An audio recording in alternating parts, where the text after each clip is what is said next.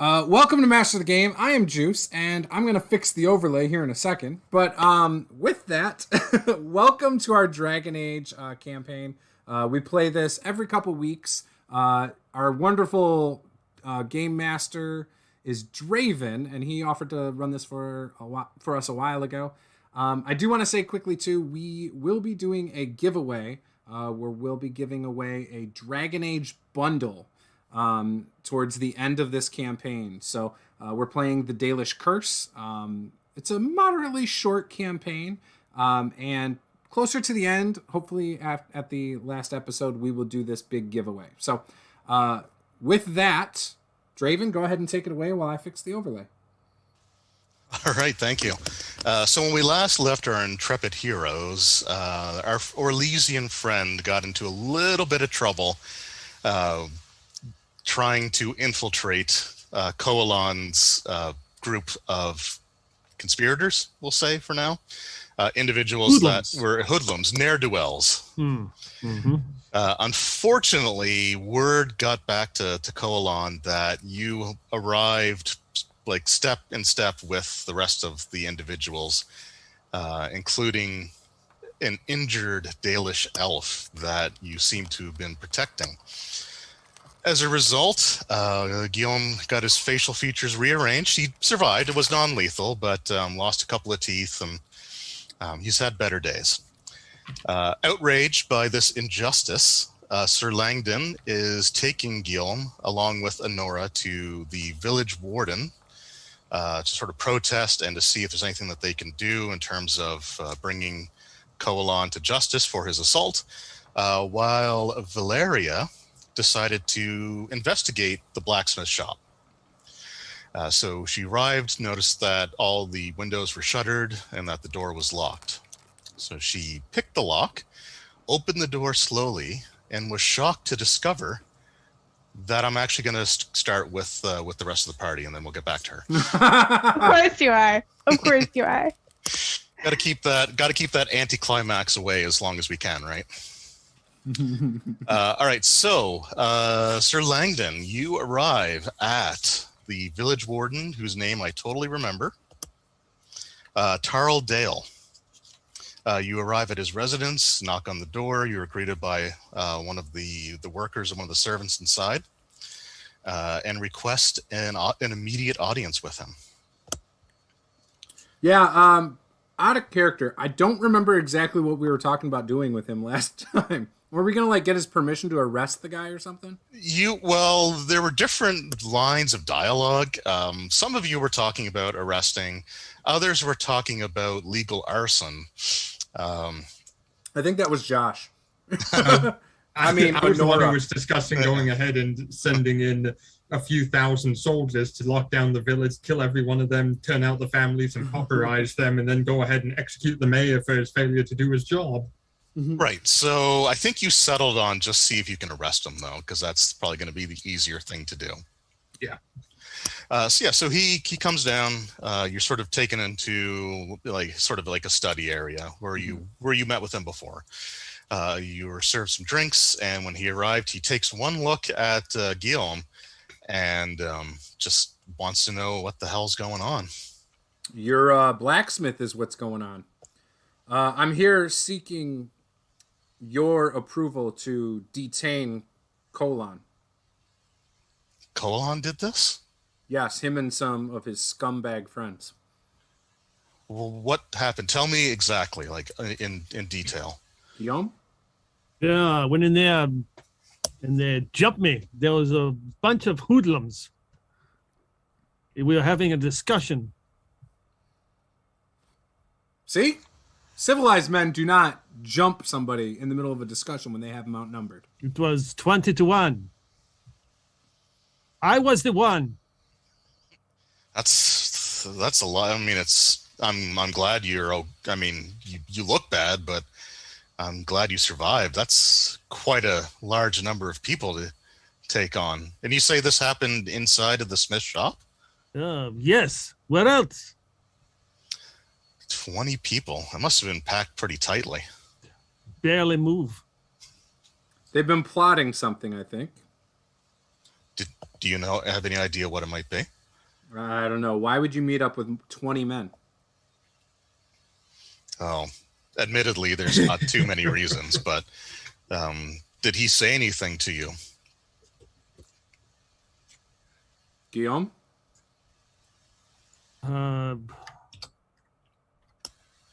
They were just insults. Okay. So, all right, I understand. I apologize. Like I said, everyone's been a little on edge, and obviously, Koalan's had a bit of a temper all along, and these things have certainly not made it any better. If you'd like, I can send some deputies over and bring them in. Yes. All right, I'll send them. I'll send them in at once. So thank you very much for bringing this to my attention. Can we expedite this process, though? I don't want to have to wait more than, I don't know, an hour or so. Well, I'm going to send them right away. All right. Where are these deputies? They're at the sheriff's office. I'm gonna go there immediately, round them up, and we'll go bring them in. Need to find out what they might be plotting. It could be something against the town as a whole. We're not sure yet, though. Hopefully it's not that drastic. But whatever it is, we need to put a stop to it. Yeah. So thank you for bringing this to my attention. If you'd like, you can take your friend over to the chantry. The mother there is skilled in medicine, so she might be able to make him feel a little more comfortable. Yes, I will take him over to the chantry. Okay, very well. And with that, he sort of gets up and offers to sort of see you out as he makes his way.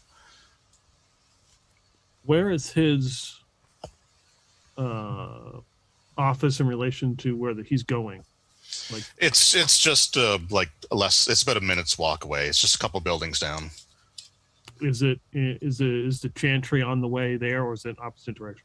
The chantry is sort of the opposite direction. I guess we would start heading towards the chantry. I would stop and turn and say, we should walk the other way and see who these deputies are. They could be part of his gang. I will know them if I see them. Good point. Could be in on it. It's a big conspiracy. Good point. Think the whole town might be corrupted and need to be exterminated? Out of character, how much XP is a townsperson? All of the XP? And actually, well, in Dragon Age, it depends on how much of a fight they put up. So if it's an easy time, then not very much. Oh, damn. Okay, fine. In other words, when we fight some mouse in a cellar, we need to just miss on purpose. Okay. And take damage back and expend hurt resources. ourselves. Yeah. I swing and I hit Honora. No. Oh, please be gentle next time. All right, That's so you're gonna follow. So you're gonna follow the sheriff. We're gonna head in his direction, like the way he's going. You mean the warden? Or the warden? Yeah, sorry. So, we're new in town, so we don't know exactly where everything is. Okay. Yeah, we'll follow a little. All right. So as you're doing that, Valeria, you open the door to the smith shop and discover it is completely empty. There's no one there. There's no light sources. It almost looks abandoned. There an upstairs here? There is. So just in the downstairs, I'll just let you know sort of what you see there. You see sort of you see this table set up, which can probably hold maybe half a dozen people in total. It's kind of a smaller space, right? The living area of this shop, which is what you went to because you went around the back and not through the front of the shop. You do notice that it looks like there were some weapon racks that had some stuff that should have been there. You kind of remembered as you passed by before, looking in through windows, that you saw some weapons, some swords, maces, stuff like that, just sort of laid it on the racks. Just some general things that he would have on hand in case travelers such as yourselves came through town and either needed something or needed repairs done. Those are all gone. The weapon racks are completely empty. You also see what looks like a pool of blood near the door that goes from the back area into the main, the forge area of his shop. And within that puddle of blood, you actually see two porcelain white teeth that somehow, even though they're teeth, they feel like they're judging you. I'm gonna go out on a limb and guess that those are Guillaume's teeth right there in that pile of blood. I think that's an investigation check to see if you recognize the teeth. No, you know what? If he wants them, he can come back and get them. We'll just leave them down there for a second. But to answer your question, yes, there is an upstairs which would just have sort of like his bed and that region.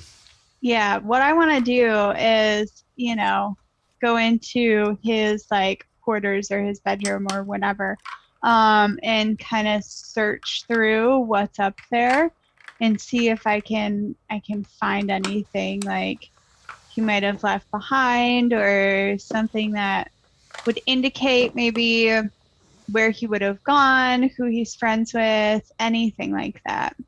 Okay. Okay, I just want to make sure it wasn't muted there. Yeah, so I need you to make a searching check, which is under perception.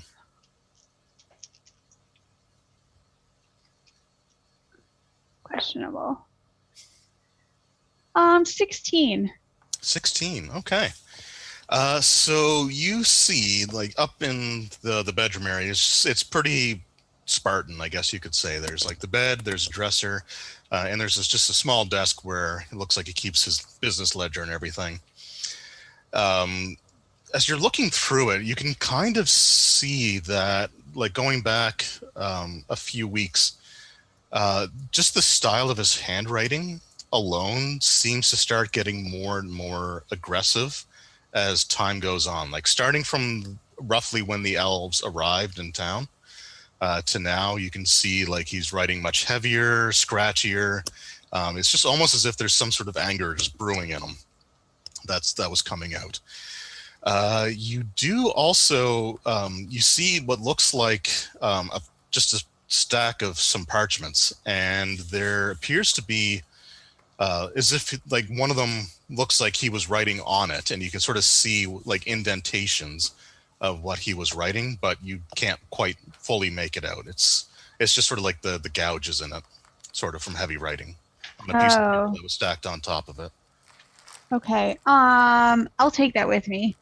Okay. I don't have anything I can use to try and charcoal rub on top of it or anything like that. So I'll just take it with me.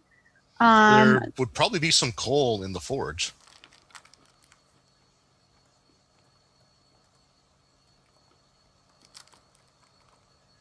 Okay.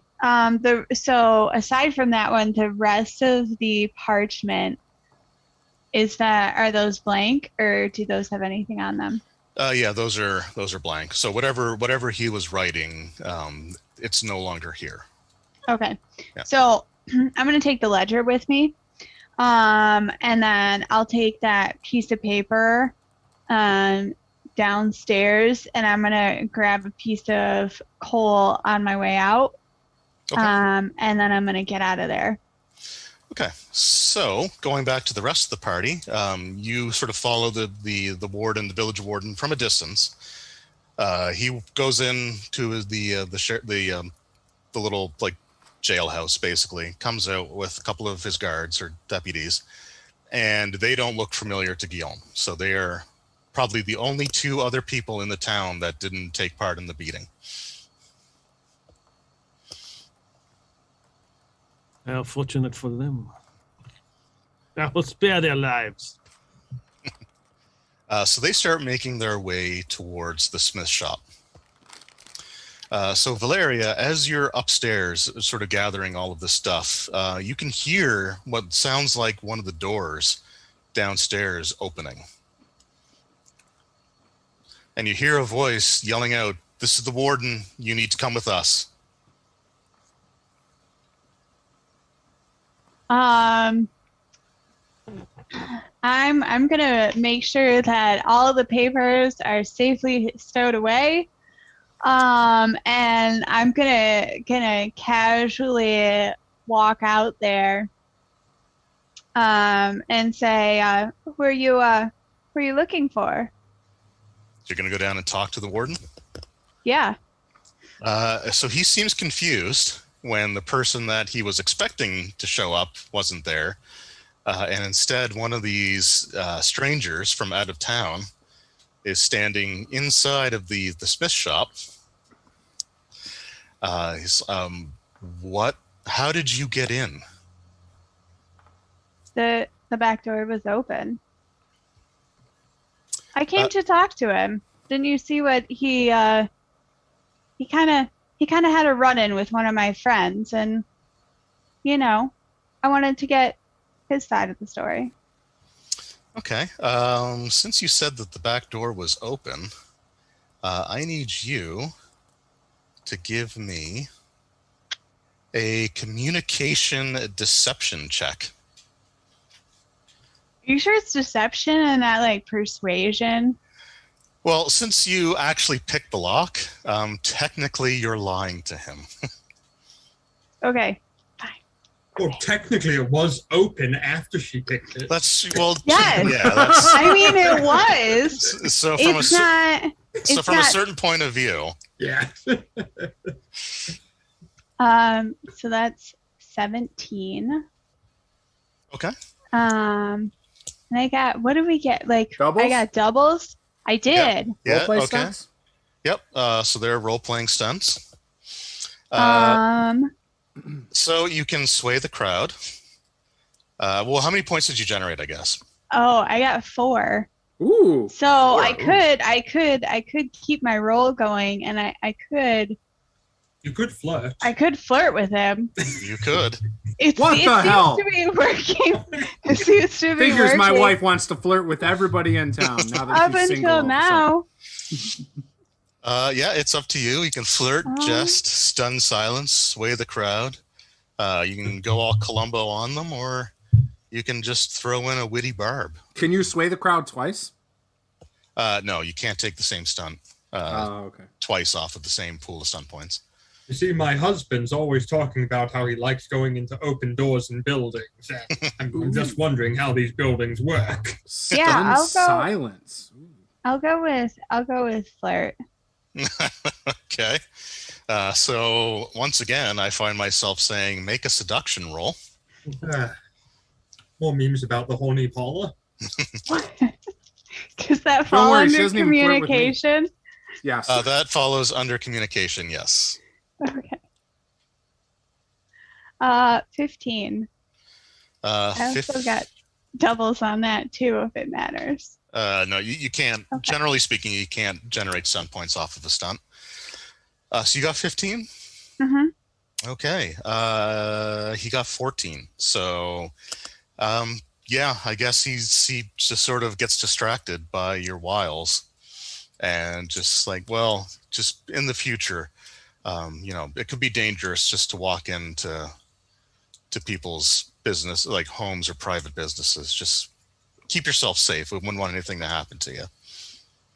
Yeah, that's fair. How do you buy things in a business without walking into them, though? He's not thinking straight. He's not here, though. I think he's thinking very straight. Where do you think he could have gone?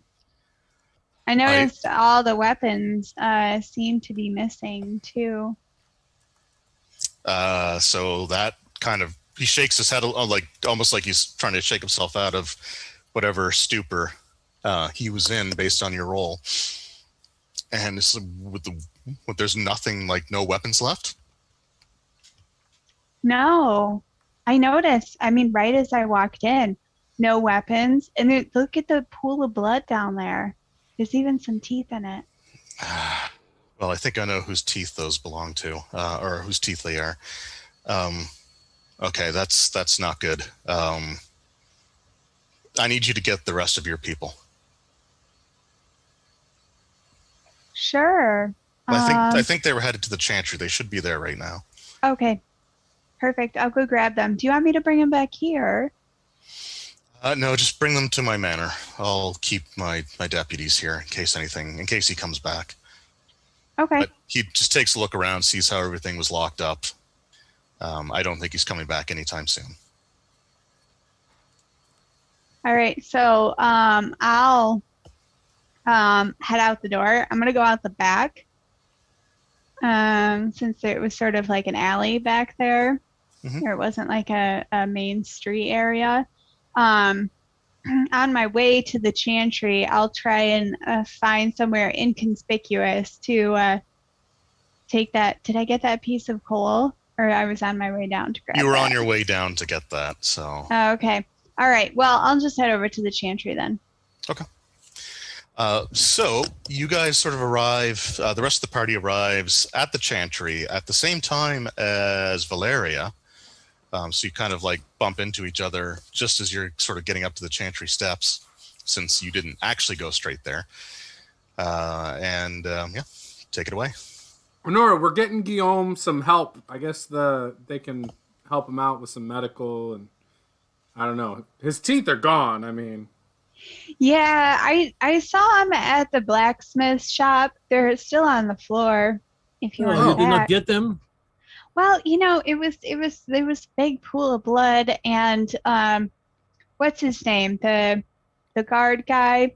He showed up in the middle of the whole thing, so didn't have a lot of time. Yeah. Yeah, he said to meet him at his house. Oh, he invited you over? Well, I mean, yes. I mean, technically he invited all of us over. Oh. Okay. What are we doing at his house now? We've already been there twice this morning. Well, the blacksmith is missing, along with all of his possessions and his weapons and... Oh, shoot. Yeah, it doesn't sound very good.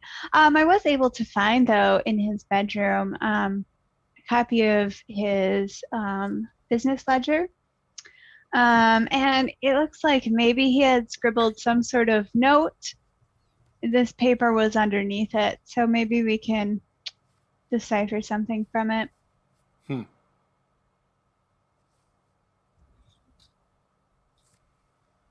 Well, I don't know. What do you think, Honora? Let me take a look at it. Does it say anything interesting that I'd recognize, or? No, again, you probably need something to rub over it to really bring out the indentations. The Chantry's got to have like a hot fire in here. We could probably find some coals in here. Oh, I'm sure. Yeah. Actually, we could probably just pick up some dirt, and if our hands get pretty dirty, could probably rub them lightly over the top of it. Oh, there you go. Give it a shot.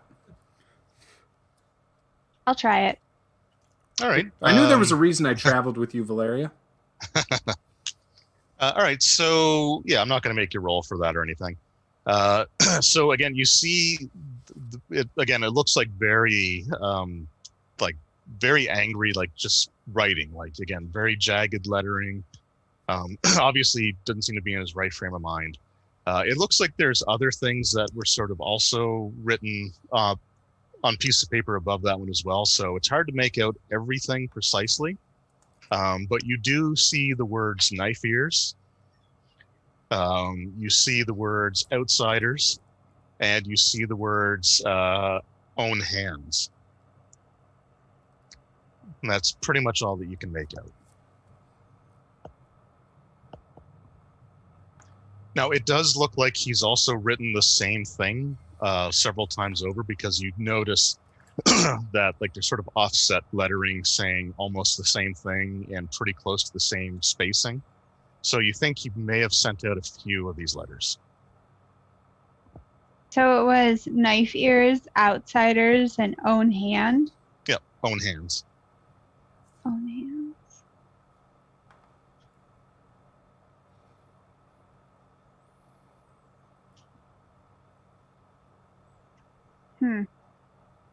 We just, I feel like this is a call to action.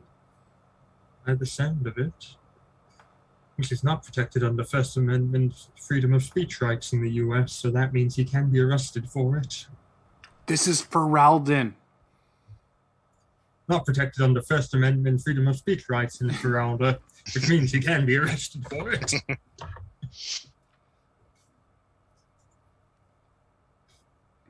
Well, we should probably do something to stop him, warn the mayor, find out what we can do to actually... He's probably setting up to go after the woman we left at the warden's house. That would be my guess. Especially if Might they be took all going the at- weapons. We should Which case- probably go check in with him. See what he thinks. Shouldn't we get Guillaume's mouth fixed up a little bit? Oh, yeah, I guess that's a good point. I can go to the warden's place if you want to work on his mouth. I'm not exactly liked at the chantry. Okay. I can go with Honora. Okay. So Guillaume and Sir Langdon are going to stay at the chantry. Yeah. Right. So we'll start with you guys because the other two have to travel just a little bit. Mm-hmm. So you enter the chantry. It's pretty quaint. I mean, you've been in here before, but basically, it's got like the area for folks to come for services, like the pews, the dais for the mother to speak at, the revered mother, and then what looks like probably just a small back room for like where she would stay, like or like her bedchamber sort of would be. So it's not like the biggest chantry that you've seen, but for a village this size, it feels just about the right size. And the matron mother goes by the name of Sister Arda. So she's the high priestess, basically. Did we already know that going into here? Yeah, you were in before. You didn't speak to her directly. Mm-hmm. You sort of spoken to the two Templars that are basically here. Okay. So she is probably closer to 50 years of age. She's about 5'3". Her hair is still actually pretty black, but you can see like the gray sort of starting to come from like the center, like the top of her head and sort of spreading downwards. But she greets you. She has a warm smile on her face, and look of concern when she looks at Guillaume, and she says, "Oh, Maker bless you. Bring your friend here. I'll see if I can tend to his injuries." Now be careful. He's a little fragile. Sometimes he cries easy, so don't hurt him too much when you're trying to check his mouth out. I'll do my best. So she starts sort of looking over him. She opens up, or she has this pouch brought to her, which has like some bandages, some gauze, some stuff that she can use sort of clean his wounds as well. Frozen bag of peas. Yeah. Frozen bag of peas. Yeah.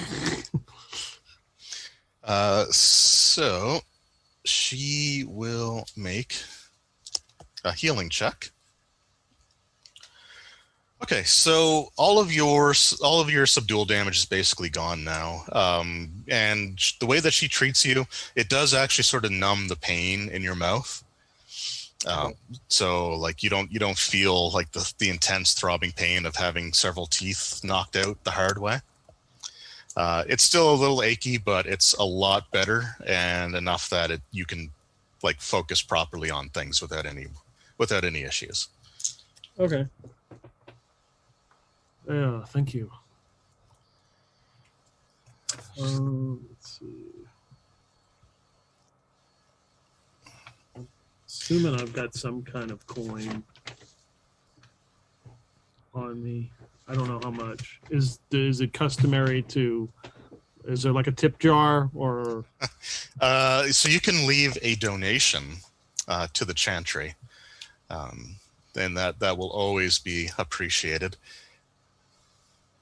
Yeah, like she, when you try to give her the coin, she like refuses it, but says, if you wish to leave it as a donation, there's a donation box over there. We'll let Selangor know about this donation, yes. Yeah. Because my mouth got fixed. Tax write-off. He is a knight.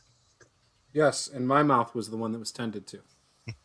See, I would never have had my mouth smashed in by such weak adversaries, but So when Guillaume comes back, she must have done some sort of numbing to his mouth. So even though like he thinks he's talking perfectly normal. Okay. You want me to talk like this?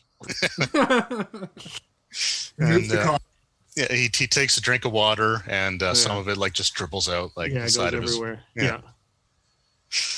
But other than that, you've been patched up, and she says a quick prayer, and that may the Maker watch over you and keep you safe from the hazards out there.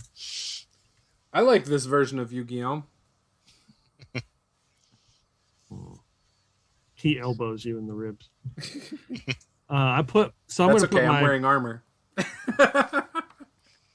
I'm gonna put my mask back on because my face is like black and blue and looks like looks like hamburger.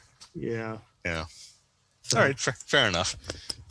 It would be less conspicuous than walking around with all the injuries that you had. Yeah.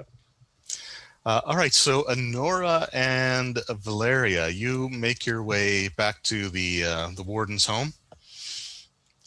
He opens the door personally and is like, "Oh, just where's the knight that was with you?" And his friend. The chantry getting tended to. They'll be along shortly. We just beat them here. Okay, fair enough. I'll just take care of this now. Koalan and a fair number of the townsfolk, they're not here anymore. One of the deputies went around just to try to talk to his normal associates, we'll say, and their homes were empty too. How many people are we talking about? Maybe a dozen, including Koalan. Have you checked around the town? But there's only so many places that they would be, and those places there's just no one there. I'm going to turn to Valeria. Do you think they might have headed to go after the elf camp? They might have. Maybe gone looking for some other stragglers. Feeling we should have to go after them. It's not the elves that I'm worried about. Well, that's why I wanted you guys to come here. This is bad. I mean, Koalan's never flown off the handle like this before. And we have a very dangerous situation. But these are still our people. These are still, residents of this village. I want you to go after them. And I want you to see if you can stop them. But please try to bring them back alive. Well, I think that we always try to accommodate those requests. So he sort of takes on a stern look and he's like, I understand how hard some people try. I'm saying make a more concerted effort, please. We fully intend to. The problem is I don't think the elves are going to be the threat they'll encounter out there. And they have a good head start on us already. Then I suggest you set out at once. We'll get the others. Do you have any reason to think they would go somewhere else?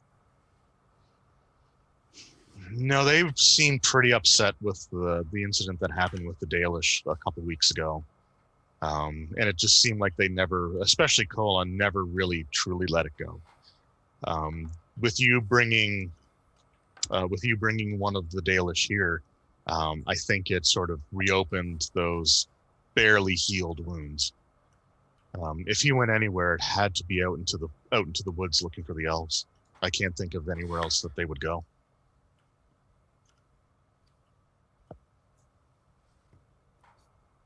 Well, Nora, we should probably get Guillaume and Sir What's-His-Face. Agreed. Sir Langdon and Guillaume should be about done by now. We will leave immediately. Thank you, Warden. Thank you, and again, please use some restraint, if possible. Do you have some handcuffs or something, maybe? Is this really the time for that, Flurry? Or I mean, when is not the time for it? I mean, his going back to your earlier role against him, he does kind of blush a little bit, and he's like, "Listen, I'm married." Oh, wait, you mean for to bring them in, right? We have a set of shackles. You have some rope or something? We have rope, yes, of course. Okay. But you have to understand, stuff like this usually doesn't happen here. Most of the things that we deal with are like just a drunken fist fight at the tavern. That's usually about as bad as things get.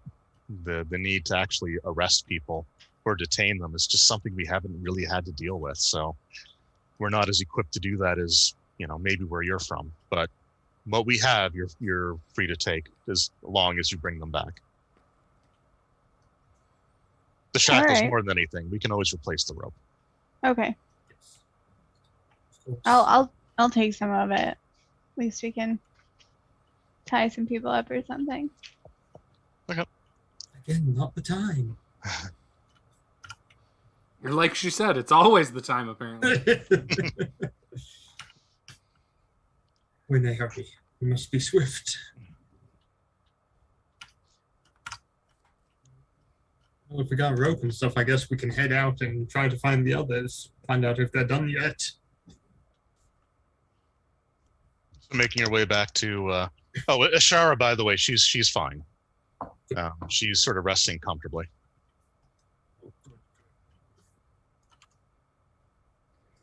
As you're leaving, like, 'cause you did want to check on her. That was one of the reasons that you went in the first place. Oh yes, it was. Yeah, he does say it looked like she suffered some pretty serious wounds, but she's healing a lot faster than I would have expected. I don't know. Maybe that's just something that elves do. Maybe. Seems like an elf thing. Maybe. Is Ashara able to be seen? I just ask that you be quick. I will. Thank you. Yeah, so they take you to the one of the guest bedrooms, and she's resting. She's awake, but she is resting sort of comfortably.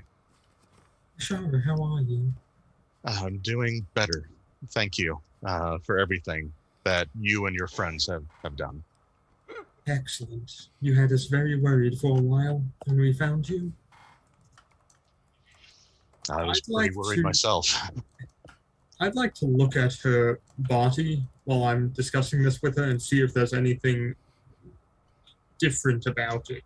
Discoloration, okay. Just anything sus. Okay. In that case, let's go with a cunning healing check, because you're looking for signs of infection or issues, right? Yes. Anything that might, because I discovered on the second one, I knew what a darkspawn was, so anything that might relate to that. Sure. Especially. That is that would be 15 total, actually. Okay. Any doubles? Nope. Okay. No worries. No, everything looks fine. The healing magic that you gave her The wounds actually look, nice and clean. They're starting to heal over. You don't see any signs of infection.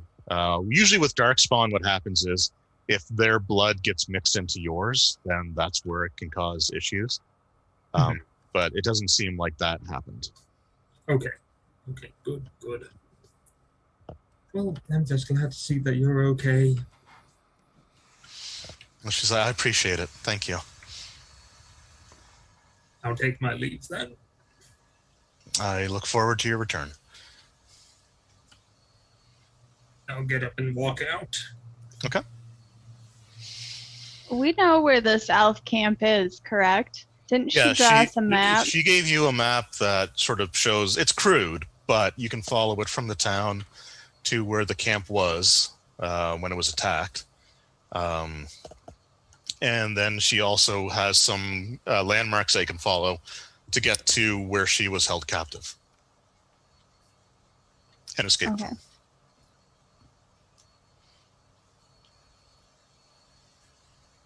Well, let's just go All right. find the others. Yeah, what's taking them so long?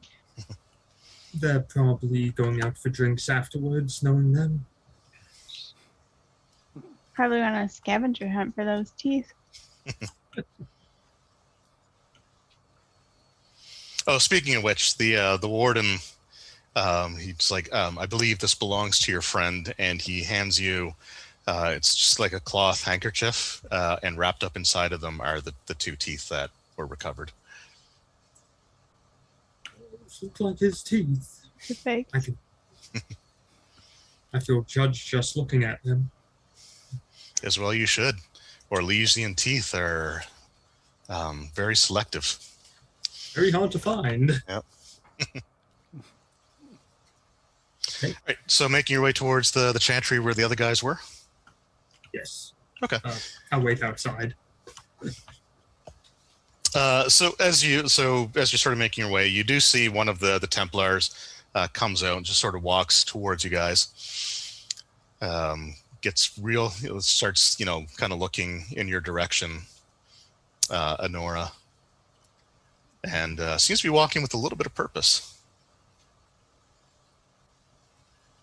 Okay.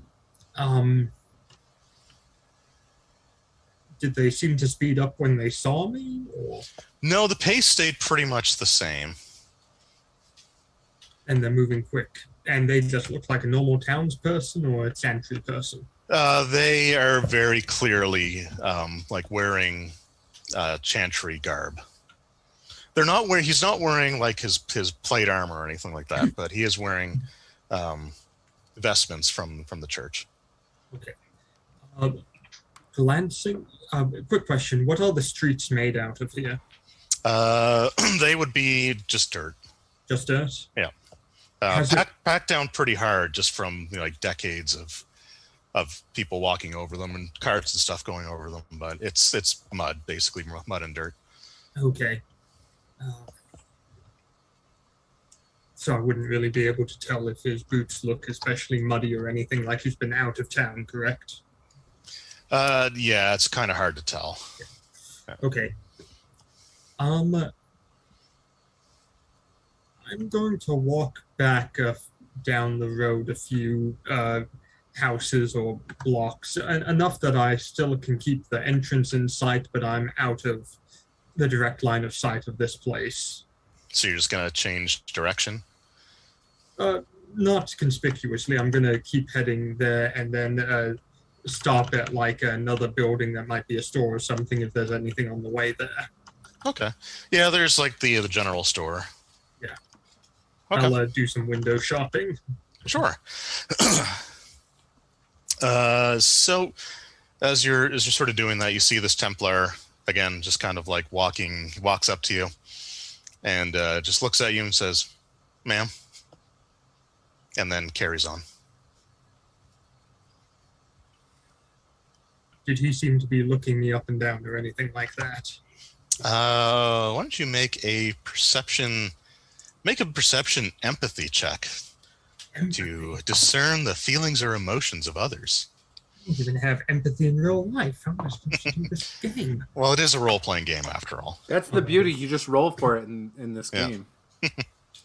And this is based on which of my things? Cunning? It would be perception. Oh, okay. That is a... Well, that's 4, 4, 4, and plus 2, so 14. Okay, and you have some stunt points there, then. Do you wish to use them for anything? Yeah.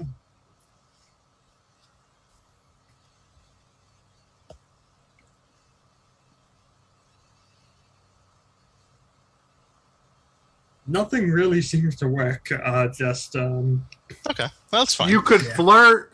Yeah. I could flirt. I could flirt, but Everybody's I don't want doing to flirt with someone from the chantry. Yeah, everybody's doing it. Join the cool kids. Yeah, peer pressure. It's too much. Apparently, Guillaume and I just travel with thirsty chicks. No, I mean, you're probably not upset about it. You chose this party. That's true. no, Both literally and in game. Yeah.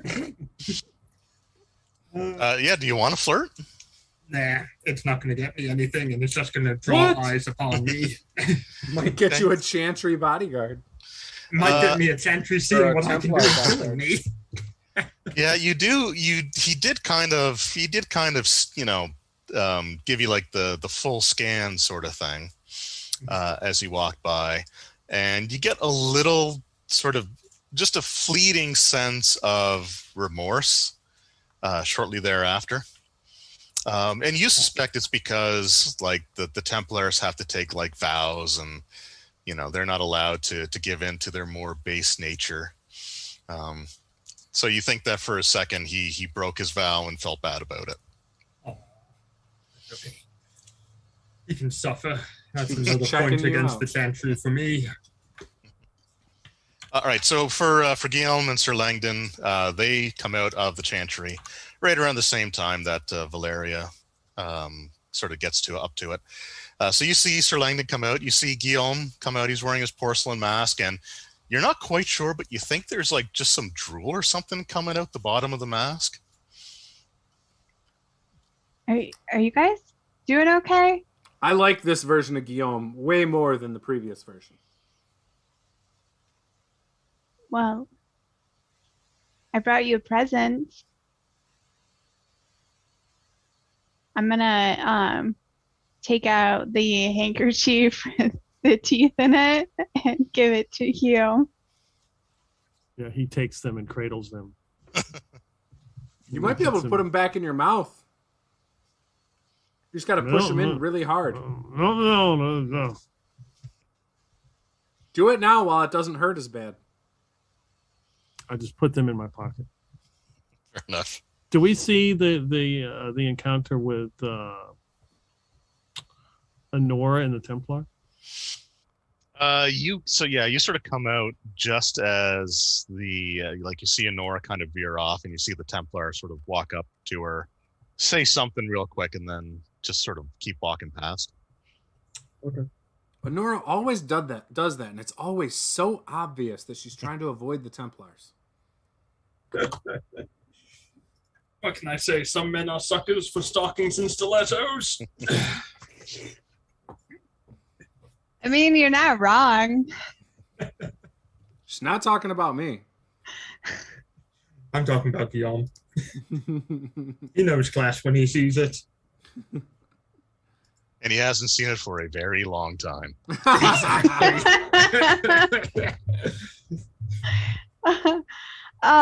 So we've talked to the Warden, and he thinks the blacksmith is headed towards the elves. Oh. He'd like us to retrieve the blacksmith and his friends. Well, should we take Ashara if we're just going to the camp anyway? She's still recovering. Oh, okay. I mean, just seems like it would make sense to get her home rather than this place. It's not safe here. Yeah, but we may intercept them before we get to the camp. That would be the goal. Yeah, but we can handle them. I mean, Guillaume can't, but us three can. Well, so, here's the here's the detail. I'm not so sure about this. We're supposed to bring them back alive. Yeah, they always say that. They don't really mean that.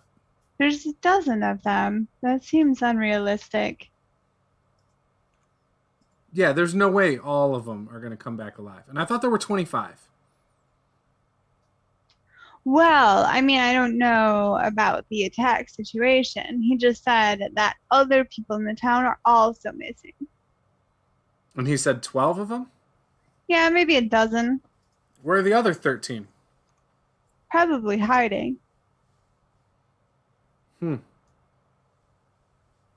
Guillaume takes out his mace. He starts loosening up.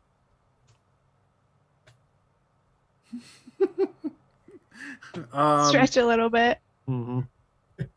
Careful, Guillaume. I have a friend who once squat and he couldn't get himself back up without friends to help him lift up.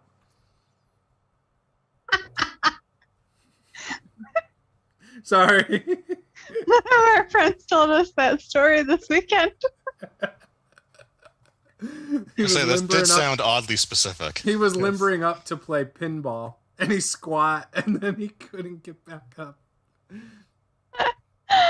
Oh. I haven't played pinball for a while. Do you really need to squat to do it? I think it was a joke that they were doing that, and he got stuck. But then it just ended up as like a real life situation. Yep.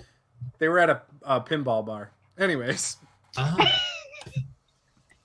Guillaume, I don't think you need to pull the mace out just yet. I mean, they're gone. Are you trying to look tough? What's going on, buddy? I put my mace away. All right. Well, let's start walking. We can talk while we're on our way. I mean, how do we take 12 guys without killing them? Especially when you know they're not going to go down without a fight. They got weapons.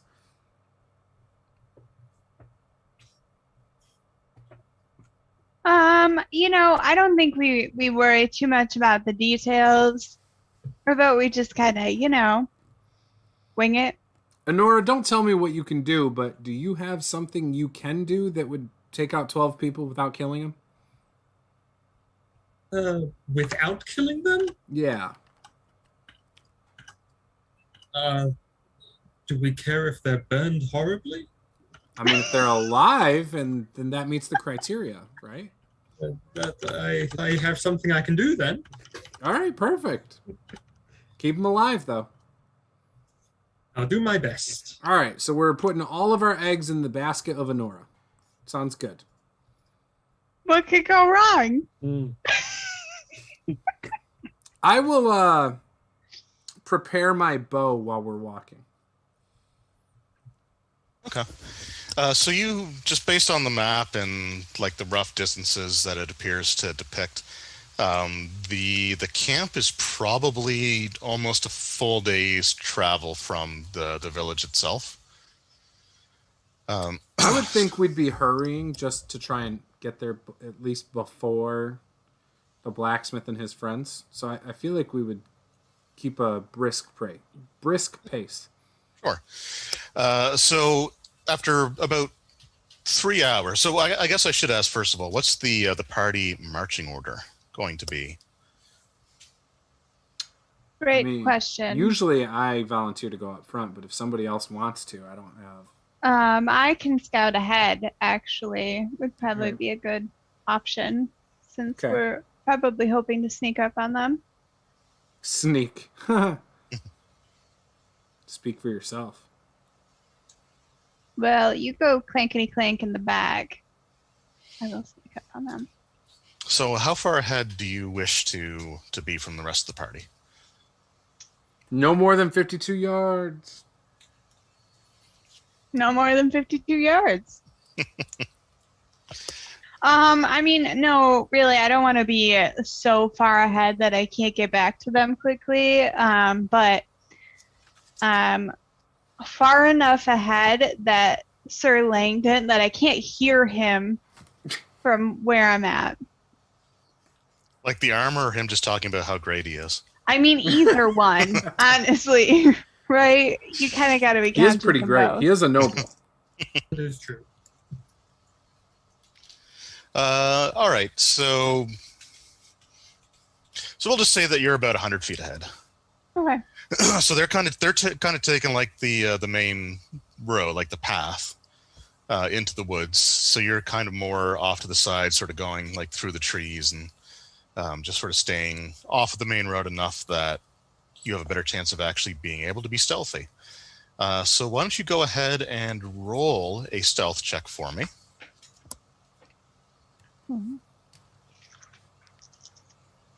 That fall under dexterity? It does.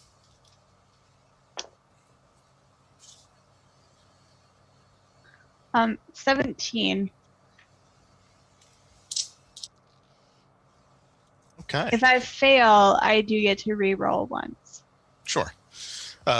So as you're sort of going ahead and scouting, just make a perception, either hearing or seeing. Or tracking, if you actually have that as a focus. You know what? I don't have any of it. I'm doing it all simultaneously. Okay. 15. I think it doubles, too. All right. Is there any any exploration stunt that you wish to do?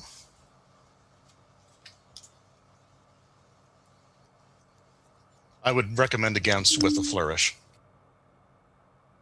Why?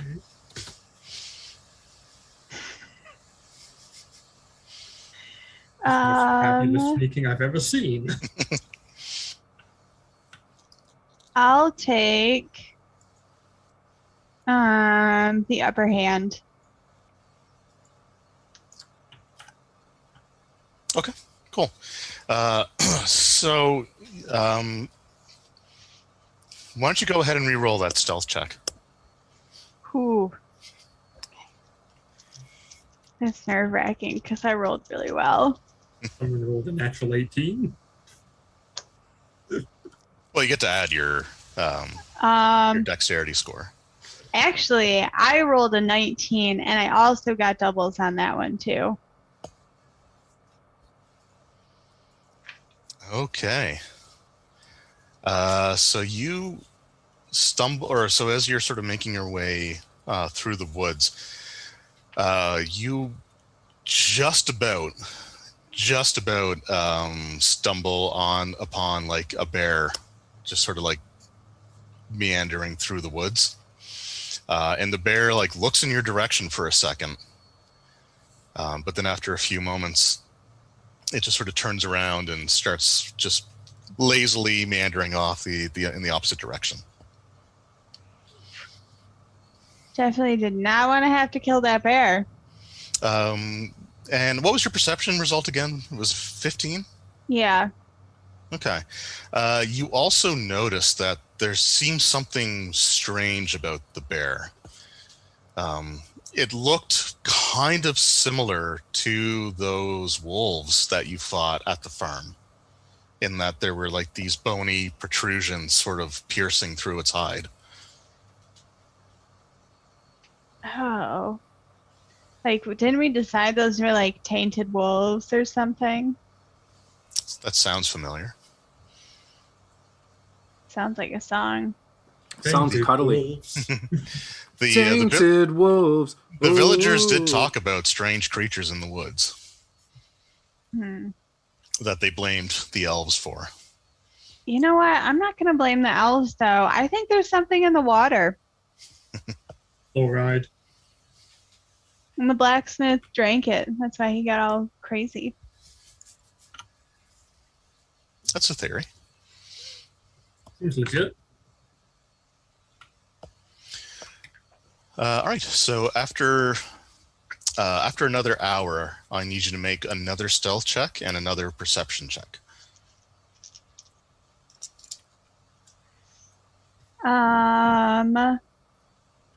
13 for my stealth. I'm just going to get you to re-roll that now. Okay. Well, so this one got even better. At a solid 9. But I did get doubles, so maybe there's something I could do there. So So, I mean, sure. You can use an exploration stunt. They're all sort of up for grabs at this point. I'll just take advantageous positioning. Okay, that's fair. So, for example, did you want to be behind, like, some cover? Yeah, maybe like a large rock or tree. Okay. Yeah, you sort of duck behind a tree, but you see Koalan and several of the townsfolk. There are 8 of them plus him, so there are 9 people in total. And you can also hear Sir Langdon's clangy armor, as well as, maybe some conversation that is extremely one-sided. So no shit, there I was, balls deep, and that's fine. Actually, for the advantageous positioning, I would like to make sure I'm not. So if the group of people is up here and Sir Langdon's coming up this way, I want to be not in this direct path. I want to be somewhere over here on the side. Yeah, well, you were off to the side behind to begin that with. Tree. Okay. Yeah. All right. Perfect. However, like as you spot them, you do step on a dry twig, or sort of like a small branch, which snaps loudly. Does anybody look at me? Several people look in your direction, and since your reroll was, what do you say, a 9? Yep. Quality. Yeah, you hear someone call out, "There's one of them now. One of them that's conspiring with them knife ears." Ooh, you know what? This sounds like a good time to take out my bow. Well, why don't we roll? You can roll initiative, and they're going to roll initiative. The rest of the group can roll on the next round. Oh, okay. So we didn't hear them say that to Honora, or to Valeria. You thought you heard something, but you don't quite make out what it was. And that's why me and the Chantry don't really get along that well. But really, it's just the 2 of us at the end of the day. Initiative is just Dex, right? Dex, no, initiative? Wasn't it? Yeah. Initiative is dexterity. Perception? Okay. Oh, why did I get that wrong?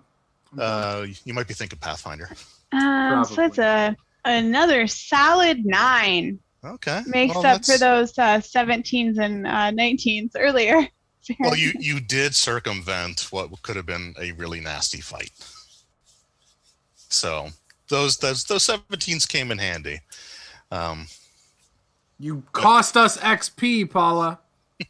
Damn your eyes, woman. All right. So they also, by the way, if you have the initiative focus, you get to add +2. Oh, sure don't. Okay. Well, I tried. All right. So the first person to act is Koalan. So you actually see, like, he's just wearing like light leather armor, but he's carrying a maul. Oh, perfect. The rest of the villagers, they're just wearing their regular clothing. And they have like some maces, short swords, just some stuff like that. It all's going to end up doing like the same damage, but just for flavor. They have a few different types of weapons. And he just says, "Look, get her." He's like, I want the mouthy one." Oh, come on. I thought we were friends. He ignores you. I'm offended. He's no longer interested. You broke his heart. Here I am, coming out here in the woods to look for you, and this is how you treat me. Are you actually saying that to him? Mm-hmm. Why not? He's like, "You lied to me, you tricked me, and you're conspiring with them." When would I have lied to you? Take her alive.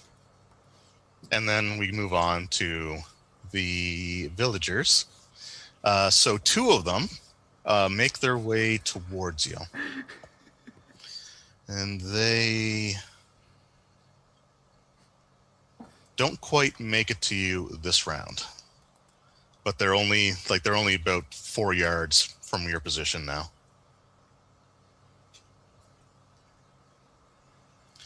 So it's your turn. All right. So as I start to move backwards in the direction of the path that Sir Langdon is coming up, I'm gonna fire off some arrows at these townsfolk. The ones that are coming towards you. Yeah. I'm gonna try. I'm gonna giving the warden a chance. And I'm going to try and, hit them in the leg, hit them in the shoulder, something like that. The chantry's a little fuzzy on the issue of kneecapping. Yeah, I mean, doing my best. All right. So you can attack one of the villagers. One of the village people. YMCA. Go for the sailor. In the Navy. You can sail the 7 seas. Do I get to add anything to my attack roll? So you get to add your, I believe it's perception to ranged attacks. Okay. So that would be a 12. No, sorry, it's dexterity. Dexterity for bows, and I think it's perception to damage, but you can also, if you have focus in bows, you add an extra +2. Okay, it's just a 13. That still hits. Okay. And I got doubles. Ooh. So I'll look at that while I roll damage. So that is 8 points of damage.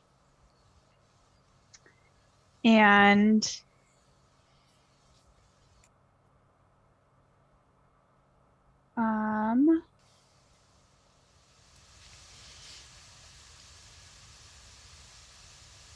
can I do a lightning attack and make a second attack? Absolutely.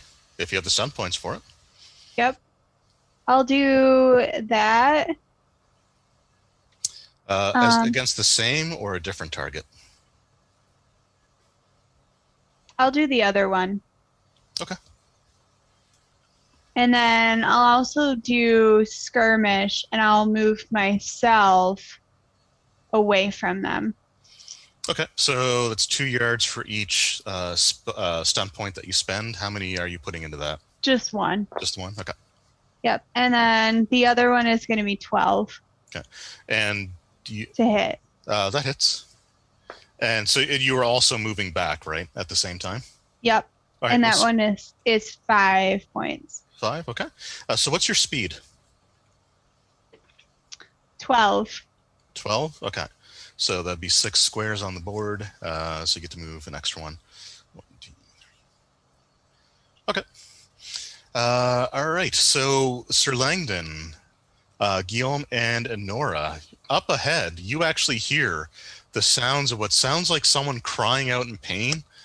A few seconds later, you hear a second cry. And you guys can roll initiative, but I think we should take a break first, and then we'll roll initiative when you get back. Good call. Good call. All right, we'll be back in just a moment.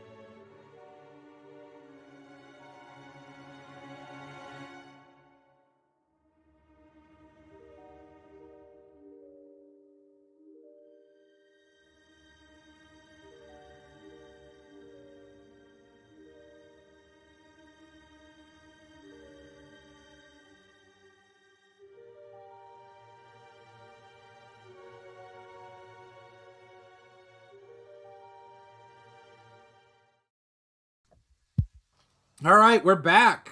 Take it away, Draven. All right, so the guys rolled initiative during the break. So at the start of the next round, we have, once again, Koalan going first. But he doesn't seem to be in any hurry.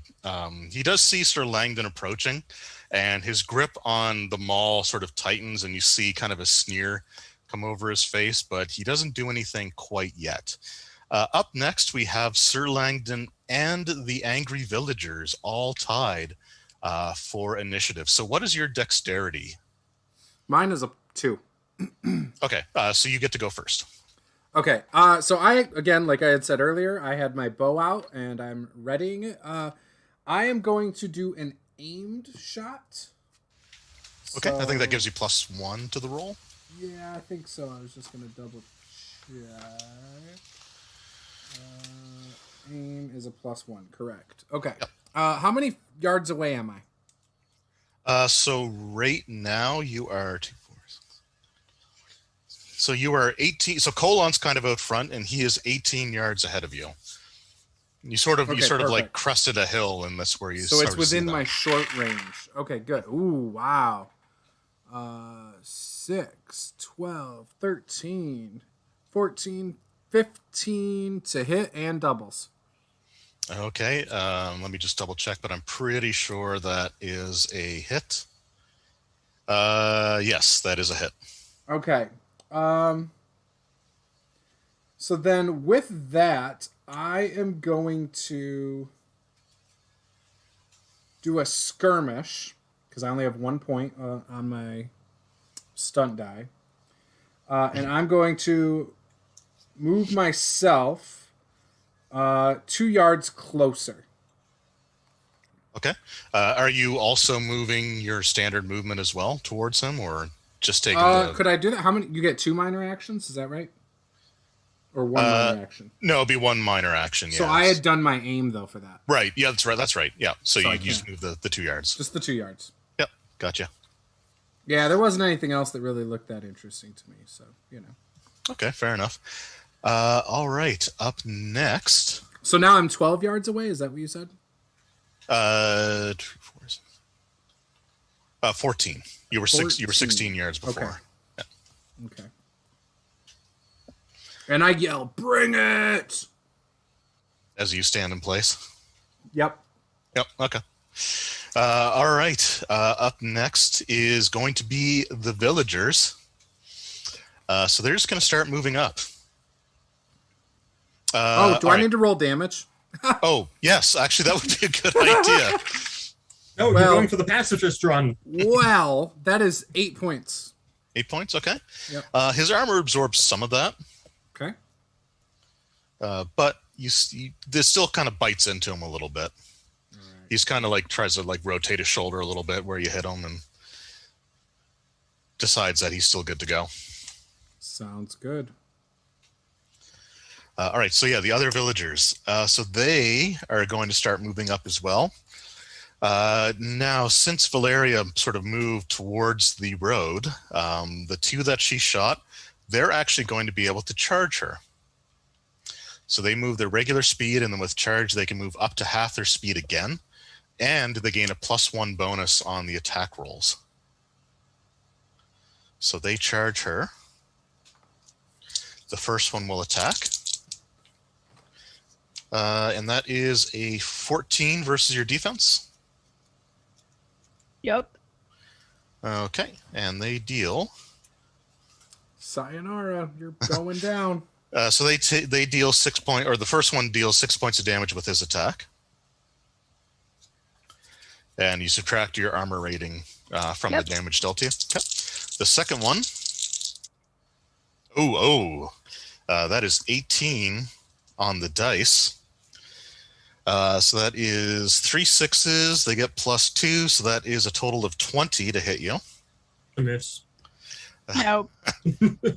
That's right. We're using THAC0 now. Yep, THAC0. Yeah. It's a more advantageous system for me, so I figured I'd just switch. Yeah, that's fair.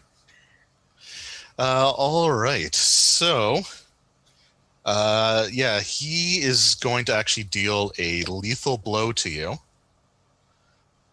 and then skirmish 2 yards sort of around to get in closer to a flanking position with you.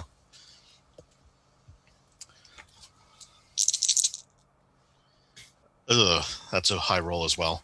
So you take 5, 9, 13. You take 15 damage from that attack, minus your armor rating.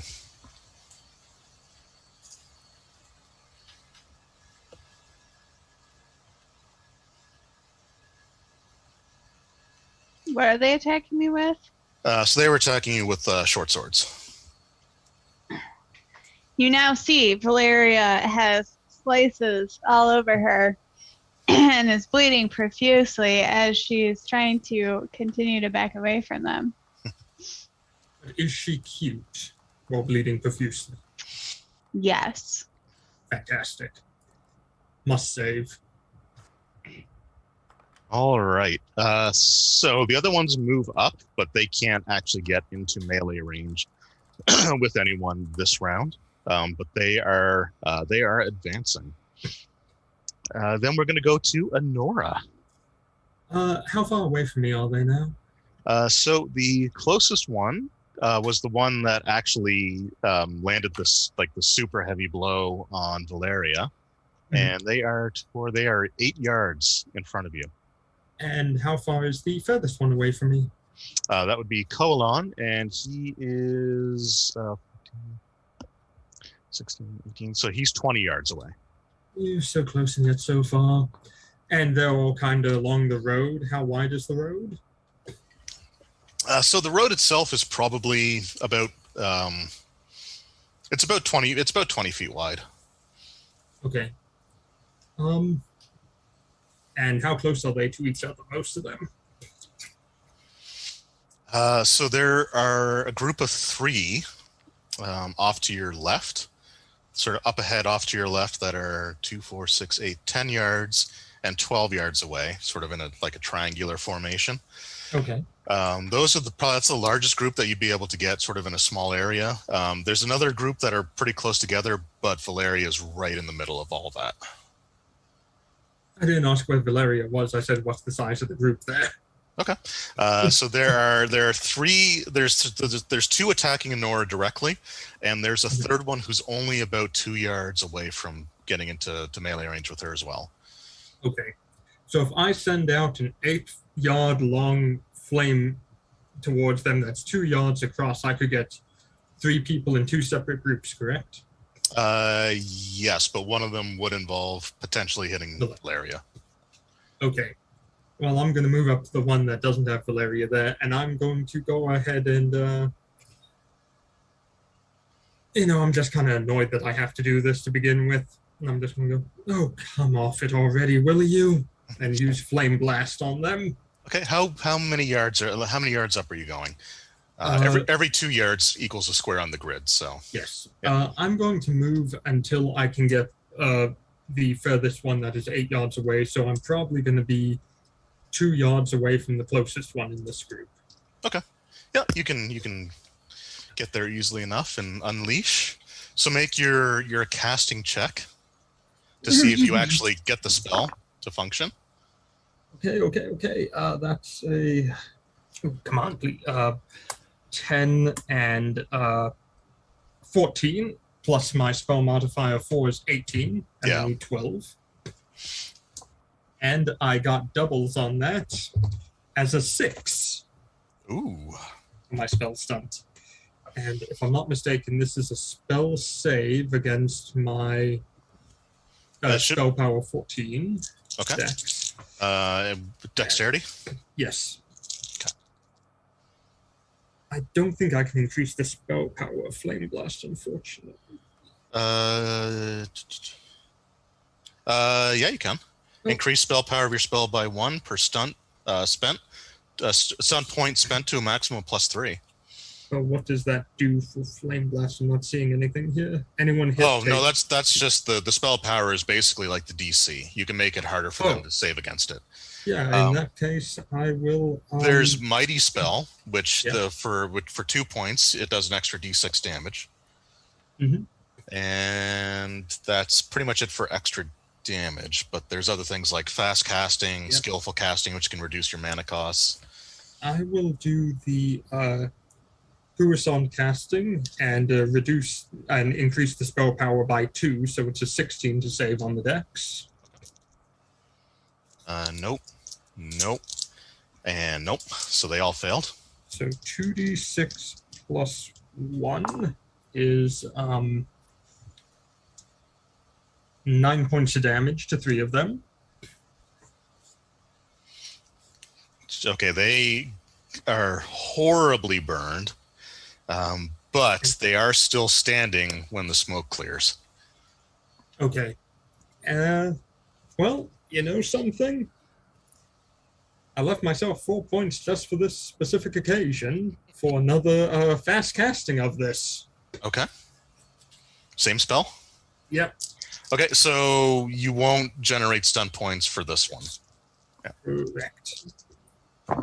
And 12 is enough to pass already with an additional 4, so 16, and I need a 12 to cast it. Okay. And 14 this time. Okay. One of them passed, but I don't think it's going to matter because I think they still take half, right? Yes, they take a 1d6 plus 1. Okay. So if it's the person who only takes half, he's going to take. It doesn't matter. They all had 2 left. So yeah. Even if they all save, the minimum damage would still.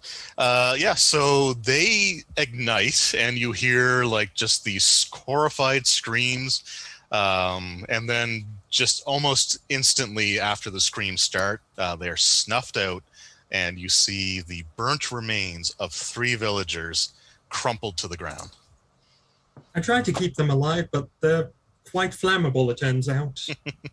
Yeah, I mean, who would have known? Honora! Really? We could have known. What?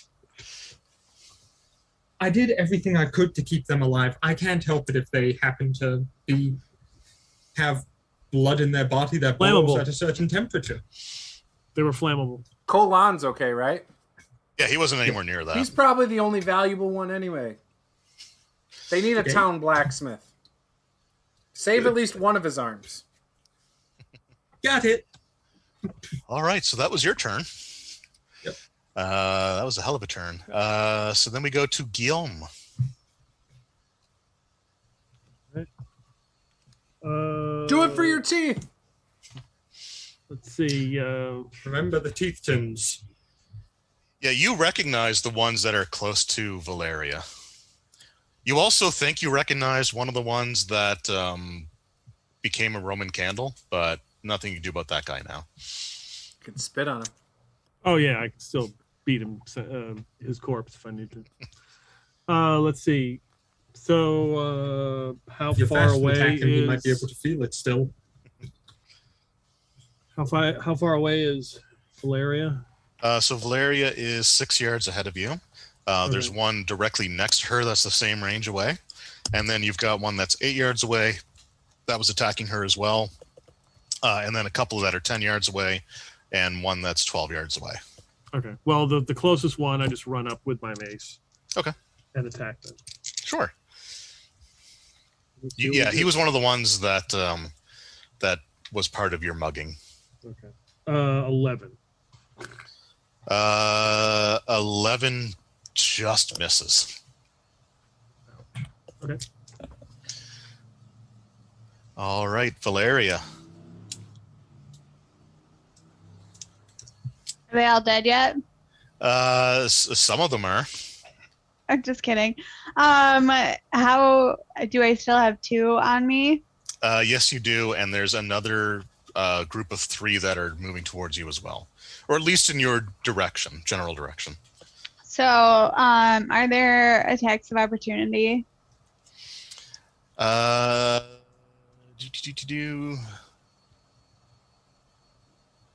don't think so. I'm just going to say, because I don't see any actions that are like withdraw on this handy dandy guide that I have here. So I'm going to say no.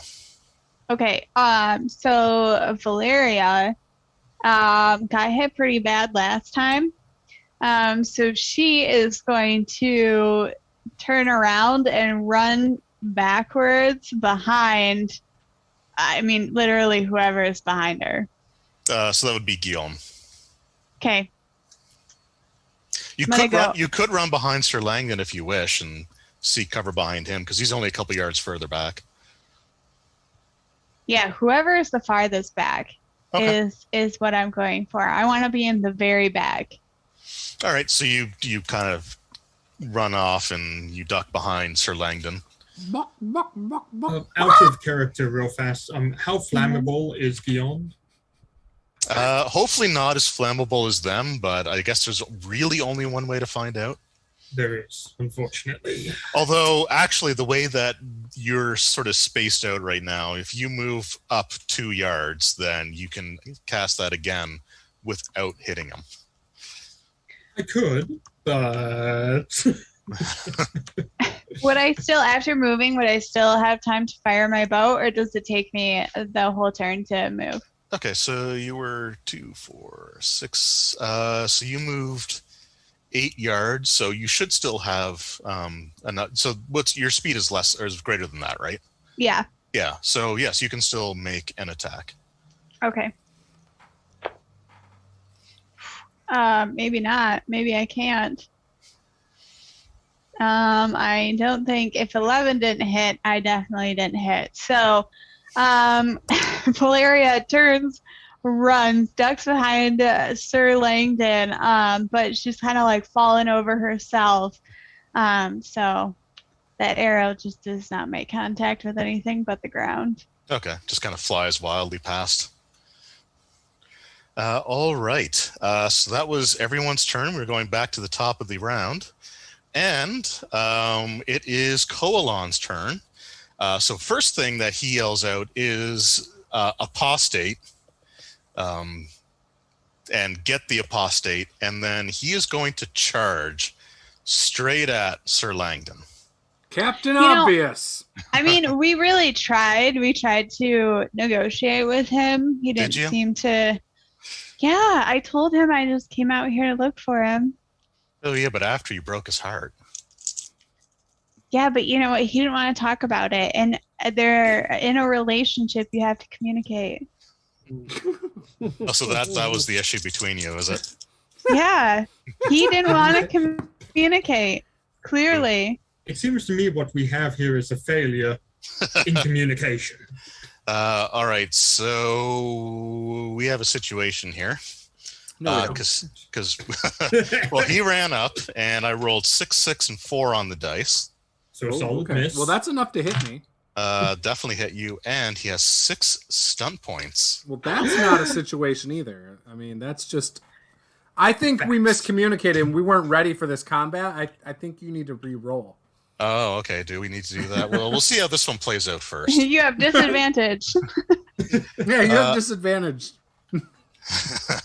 And so I'm looking at his preferred stunts, and they are dual strike, which costs 4, which allows him to affect 2 targets with 1 attack, and mighty blow, which inflicts an extra 1d6 damage on the attack. So he's going to do those.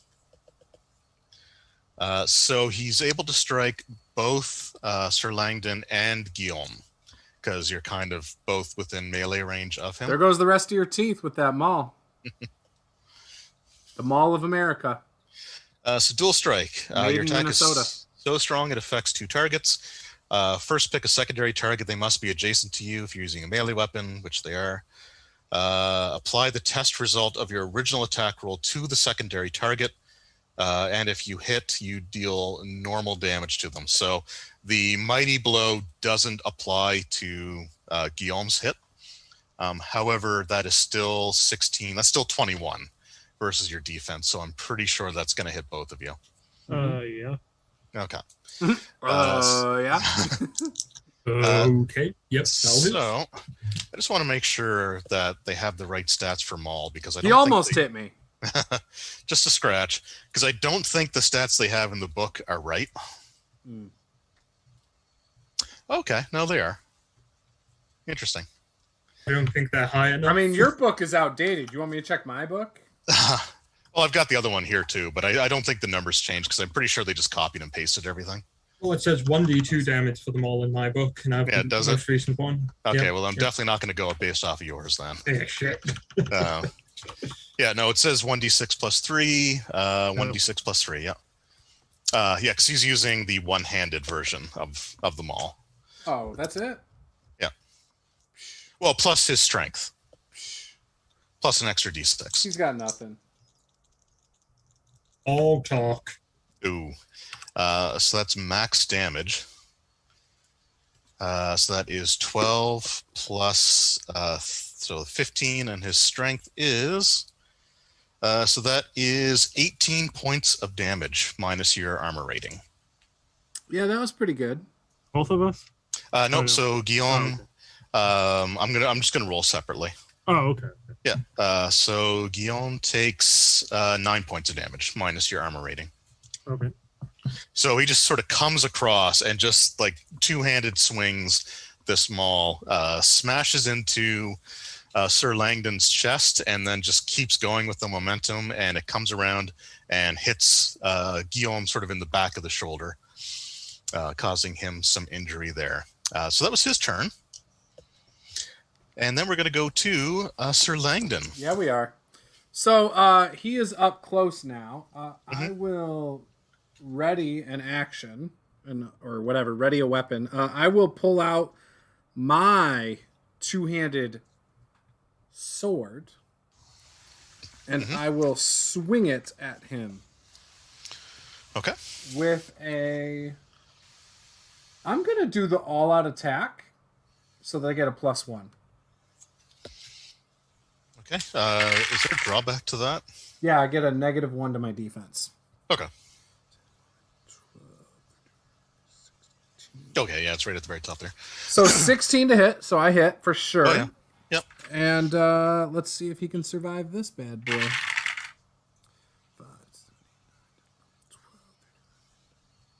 16 points of damage to him. Okay, that's pretty good. Right across his midsection. But yeah, he takes it. He's Drop your weapon, Langdon, or Koalan. You have 20 seconds to comply. Talk yourself into surrendering. I surrender! Oh, shit, man. Hey, I didn't know it was you, okay, brother? I'm cool. All right. Yeah, so when he comes up, he's just like, I knew that you lack character, but to travel with an apostate, when the Templars... How do you know that's an apostate and I'm not a Templar?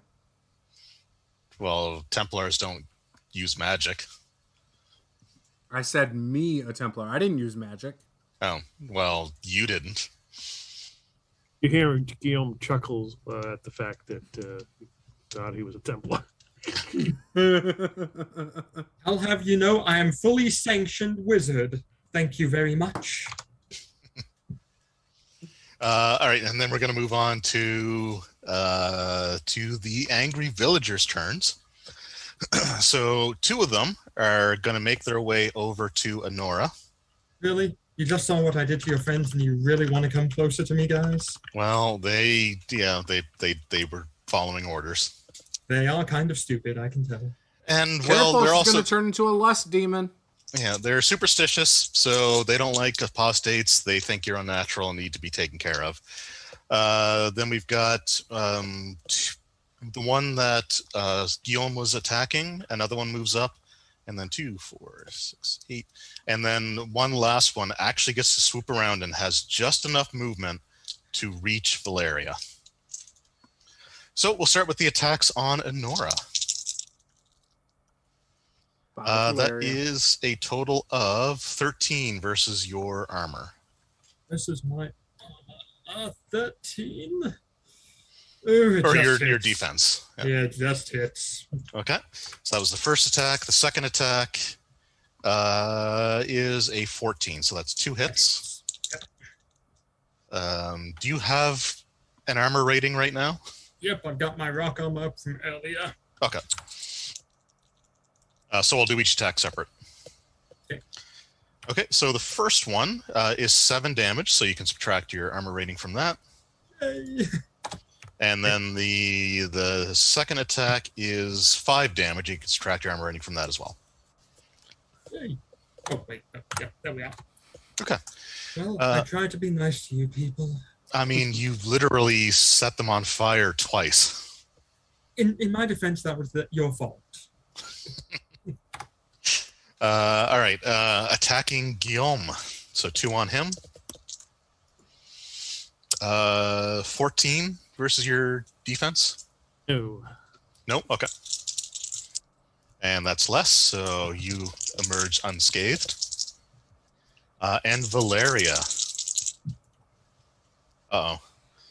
That is 6, 6, and 4 on the dice. So I'm going to assume that that's probably going to hit. Sure does. Do you need the book to roll up a new character? Well, that's okay. These guys are... It's not that bad. It's not that bad. I'm not doing that bad. In my defense, I would heal you, but it just seems a lot smarter right now to just deal with these people. So they are going to... So he's going to do...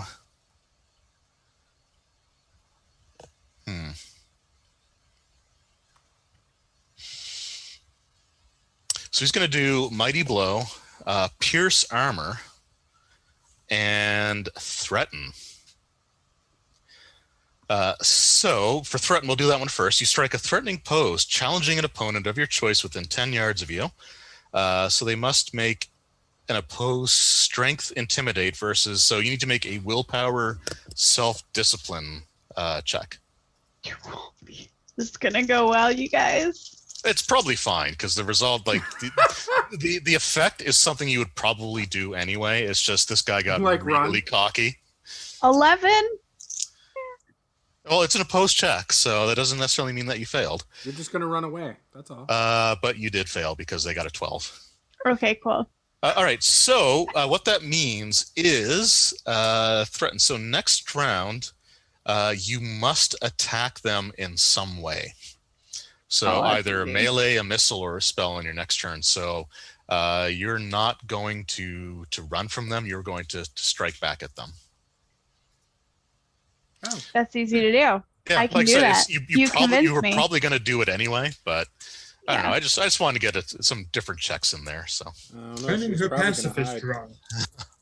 But the damage is going to be 10 points minus your armor rating.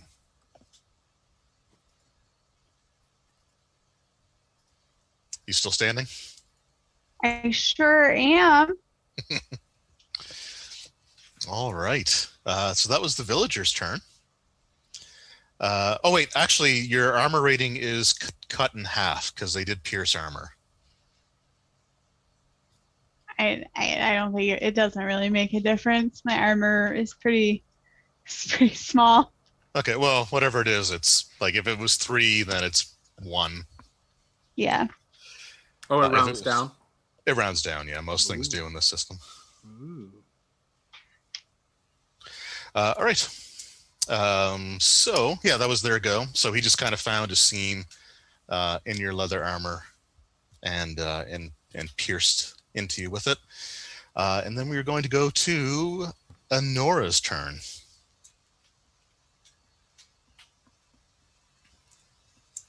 That's the sound my attack makes. Well, I got 2 guys right on top of me, don't I? I want to make a joke there, but I'm going to take the high road. You take the high road, I'll take the low. It's not the type I like. I have some rope if you need it. I might. And handcuffs. You have only one set of pair, handcuffs. though. Only one pair. That's all you need for Anora. So I get handcuffed and they get the rope. Okay, I can dig it. Well, I got 1 attack. I got 1 utility and I have 1 armor. Yep. 3 guesses what I'm going to do. The first 2 don't count. I'm going to Arcane Lance myself. No, I'm going to use Flame Blast on these 2 bastards. Okay. I don't really have a choice in the matter. Well, I mean, you always have a choice. Reasonably. 17 to cast it, so I usually cast it, and doubles. Oh. Ooh. do spells again. Let's go ahead and do a 3 for the Puissant casting and 2 for the mighty spell. Okay. So it's a 17 you have to do a dex save for. Okay. That's not likely. Actually, the second one did save. Okay. Well, the first one takes 15 damage. Okay. So, yeah, he also incinerates. And the second one, they take 1d6 plus 1, I believe. Yeah. Okay. Oh, well, that's not bad. 7 points damage. Okay. So he gets burned pretty badly, but he is still standing. Are you sure you really want to keep doing this? It's like, you'll pay for that. You're up against a sanctioned wizard, you little shit. Do you really want to keep challenging me? Okay. Sanctioned. He goes to spit, but like the fireball basically like incinerated all the saliva he had in his mouth. Yeah. So he just like makes the noise, but yeah, I don't think he's buying your sanctioned. All right, Guillaume. All right. I got what, 2 angry villagers next to me, right? So there's 2 attacking you. One of them is the one that was it still has an arrow sunk pretty deep into his chest. Okay. And then the other one is completely unscratched at this point. I will go to hit him. The injured one or the uninjured one? The injured one. Okay.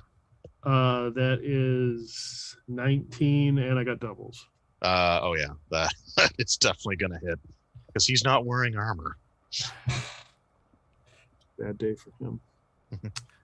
So let's see. I got 6 stun points. Let's see.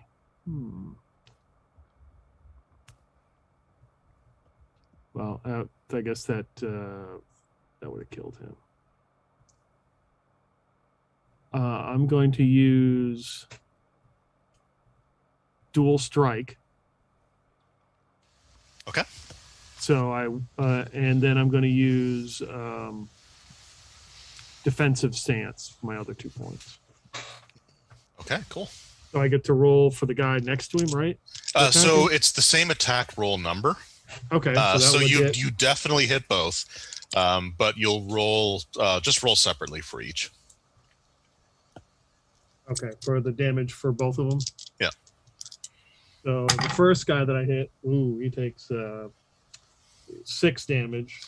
Okay, so I guess just because the book does want me to bring up this point, being an introductory adventure, when you land the killing blow using something that's not a fireball, you can choose to have it simply incapacitate, or you can choose for it to be lethal. Oh, lethal. Okay. So he is dead. Yeah. You just sort of, and in a sort of a cruel irony, you knock all the teeth out of his mouth. Good, you're reading my mind. As his neck violently twists with the force of the blow, and you just hear like a snapping sound, and he falls to the ground motionless. All right. And then the one next to him, right? Mm-hmm. That's better. That's 8 damage. 8, okay. So he is still standing, but he's looking pretty rough. So you kind of broke a few ribs, but he's still determined to take you down. Valeria. Well, apparently I'm shooting at this one guy because I have to. Otherwise, I'm not going to lie, I would probably run away. Valeria's looking really bad right now. Like, she's struggling to pull back the string on her bow. And this is the only uninjured one left. It's looking rough. And she, yells out that she could really use some help. Yeah, you recognize the look. Like, you know that if you don't do something now, you're probably going to be killed. So that is a 15. That hits. And I got doubles. So it's 9 points of damage. And I will do lethal blow. Okay. And I'll drop dice on the floor. Hold, please. No, you did 9 to begin with, and you're rolling 2 more d6. Yeah, and I rolled 10. And then and this is all non-lethal damage. Yeah, I'm gonna just go out on a limb and assume that if you use the lethal blow skill, like stunt, that you probably can't do subdual, because lethal is literally in the name. I mean, but Valeria, first of all, Valeria doesn't really do non-lethal damage in the first place. That was a high hope that he really had there. And second of all, she's like on death's door. So she's got no pullback in her. And I guess I'll just do skirmish, and I'll try and move away from him or behind anybody who's close to me. I mean, you don't really need to worry about it because your arrow pierced through his chest and his heart came out the other side. You did 19 points of damage to someone with 11 hit points. Oh, perfect. I mean, Valeria knew, like, again, she's on death's door. It was like kill or be killed. Yeah, she really didn't have a choice. That makes sense. Did what she had to do. That's right. And he had this like super confident smirk on his face. Then your arrow blasts through him, and it takes him a moment to actually recognize what happened. And then you just sort of like see this look of confusion on his face as he just sort of falls backwards. With her 2 yards backwards for her skirmish, she's actually stumbling and almost falling over as she does this, moving back 2 yards, and she half collapses as she gets back there. Sounds like Paula after 3 drinks of alcohol. Less than that, probably, but sure. All right. So we go back to Koalan, the angry blacksmith. He's about to be more angry. And you see, like, when you're looking, you can just see his face is completely twisted in rage. It's almost like his eyes are burning at this point. Oh, Jesus. So that is 5, 5, and 6. So that is, so 16. That is 20. That's 21 to hit. Yep. And that is 5 stunt points. Bring it. Give me your best. He's just gonna put them all in the lethal blow. All right. He's not thinking straight enough to use like pierce armor or anything. With your best shot. He hit you pretty hard. Yeah. So that is 17 on the dice again. Okay. So plus 5. No, sorry. Plus 6. So that is 23. Yeah. Okay. Minus your armor rating. Yep. So he hits me pretty good. I am bleeding. I probably drop to a knee for a second, and then I come back up. And is it my turn? It is, yeah. He did knock the wind out of you a little bit, but you recovered. Yeah, that was a good shot, Koalan. So I'm going to do an all-out attack again. Okay. That gives me a bonus to damage. All right, yeah, there we go. That's a 14. That is just enough. All right, good. Let's roll some damage and add another point of damage to it because of my all-out attack. Really? All right, so that's 11 points of damage. That sucked. Okay. Oh, yeah. I forgot if I rolled doubles or not. Oh, well. Oh, yeah, okay. Sorry. So he's still standing. Like, he takes it pretty well. And he just looks at you. He's like, "What's the matter, Knight? You seem to be slowing down." Does he look like he's doing okay? He's looking pretty rough too. Okay. He probably can't take another one of those hits, but he doesn't seem like he's aware of how hurt he really is. I'm going to put my guard up with my minor action. Okay, keep in mind you still have that -1 to defense from the all-out Yep, attack. I'm gonna do the +2. Okay. So +1 net. Yep. Okay. I guess on the plus side, there's only one other villager left. I look over at Guillaume. I could use some help. Is there one or two? There's 2. Yeah, there's one on Honora and one on you. So the one on Honora will attack. Let's see here. 8, 10. That is 12 versus your defense. Eats it. That hits? Yep, I have 12. Oh, okay. And I rolled 2 4s. So...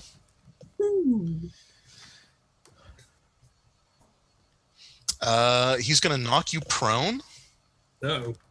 And also deal a mighty blow. So you were down. You just have to spend some of your... You have to basically spend your move action to get up on your feet again. I'm too cute to hit. Well, he kind of shattered that disillusion. He's racist. And you take... That's pretty good damage. I've been rolling really good damage. So on the plus side, this is going to give you some pretty decent experience. So you took 11. Level up. You took 11. You take 13 damage from that hit. Yeah, as he hits me, it just goes ahead, and you watch this magical field around me bend inwards and then just slice through, and he hits right into the arm, and there's bone showing. Are you down or No, unconscious? No. Okay. No. But that is a lot of damage. Yeah, it is a lot of damage. Yeah, definitely got through your shields there. Got through my childhood. All right. Then we go right straight to Honora. Ooh. Okay then. What happens if I do an arcane lance attack while in melee with someone else? Is it anything, or is it just a normal attack? I think it's just a normal attack. I don't think there's any. Just look at the attack roll modifiers really quick. I don't see anything for using a ranged weapon in melee. Okay. So. Okay then. I will just twist my pen, point it right at him, and shoot him in the forehead. Do you get up? Yeah. I'm going to stand up and then cue him. Okay. Okay, that's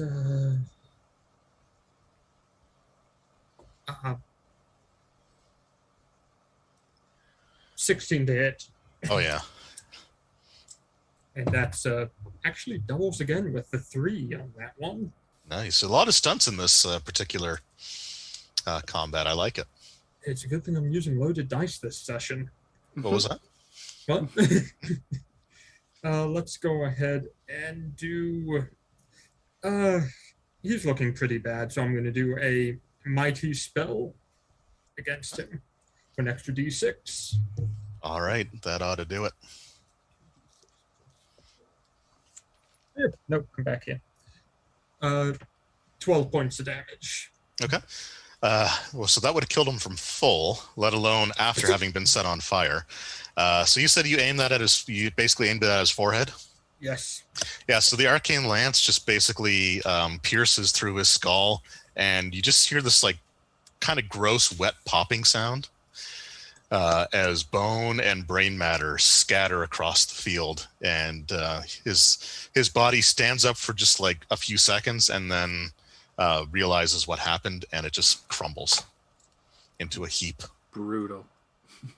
Well, I would like to state that, of course, my arcane lance is very cute. It's a cursive thing because I write calligraphy. My writing's very beautiful, and so my arcane lance is as well because it's from a quill. That makes sense. Yeah, he can't read cursive, so just trying to figure out what you wrote made his head explode. So He didn't even have to touch him. He just saw the cursive and was like, what? yeah, he's just like, well, what manner of devilry is this? Exactly. Apostate bitch. Yeah, that's what he thought of you. But now we can't think at all. So, Guillaume. So I've got this one guy right next to me, right? Who I hit. He didn't get a chance to attack me, did he? He did, but sorry, I don't think I did. That does, it doesn't matter. He missed. Okay. Yeah. So I know Koalan there attacked me one because I was close enough to Sir Langdon. Can I scoot around this guy and try to hit him? So you're in melee with both of them technically. Koalan only hit you with he only got you with the follow through, but you can. It's just the other guys were a bit more pressing on you immediately. I'm going to attack him then. Koalan? Okay. Yep. Big money. Oh, there's doubles. 10, 12, 15. Yep, that hits. His defense was 14. Okay. And I've got 2 stunt points. We're going to use...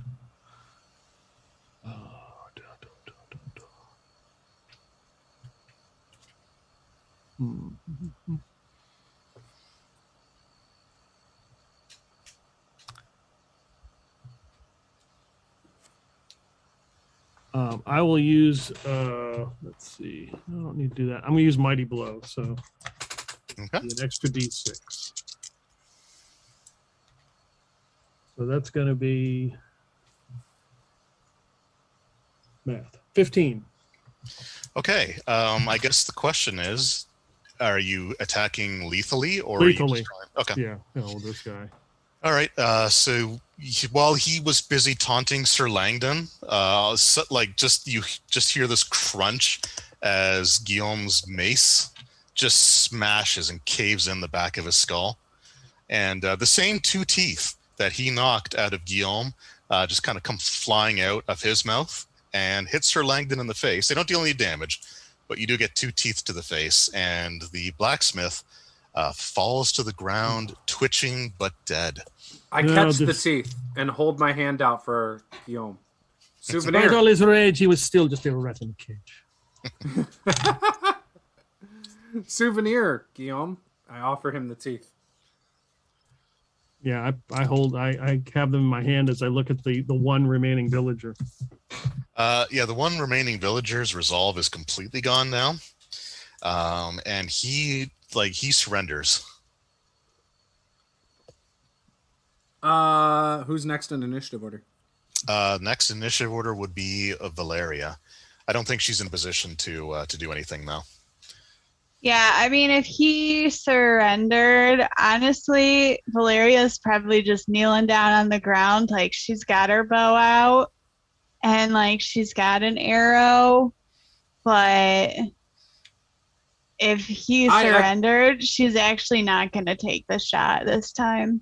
Oh, okay. She's really hurting. So next in the order would be Sir Langdon. Yeah, I execute him. Okay. There's no alignment system in this game. Yeah, I execute him. And the reason is because it's very obvious I'm traveling with an Orlesian and an apostate, and we can't leave witnesses. It can't happen. So I do it mostly to protect my friends.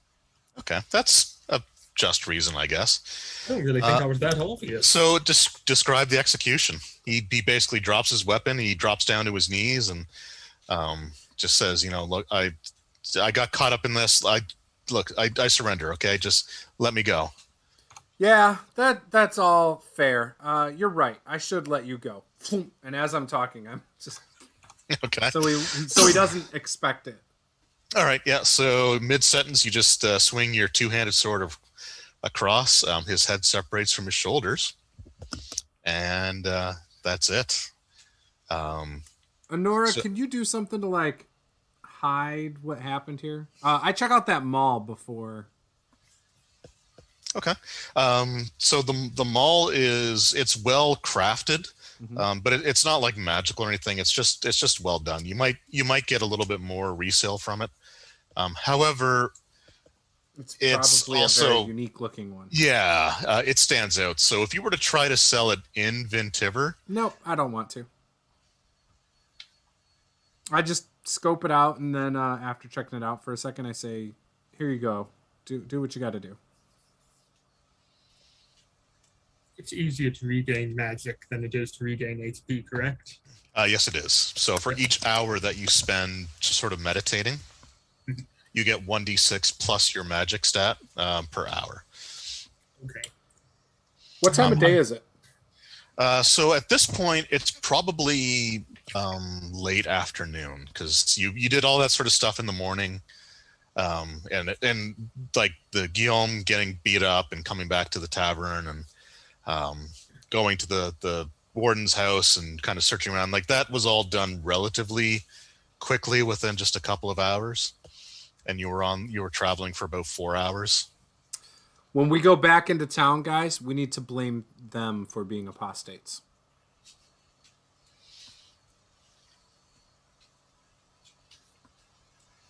I mean, we could do that, but they were dabbling in blood magic.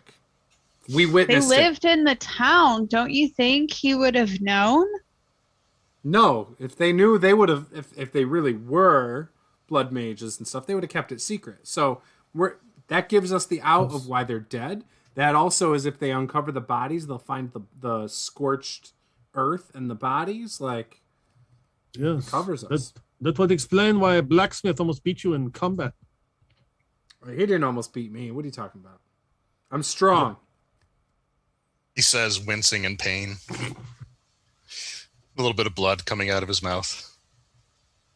Pretty much. But unfortunately, that was the first wave. There should be 3 or 4 more waves of them, and I start to look around.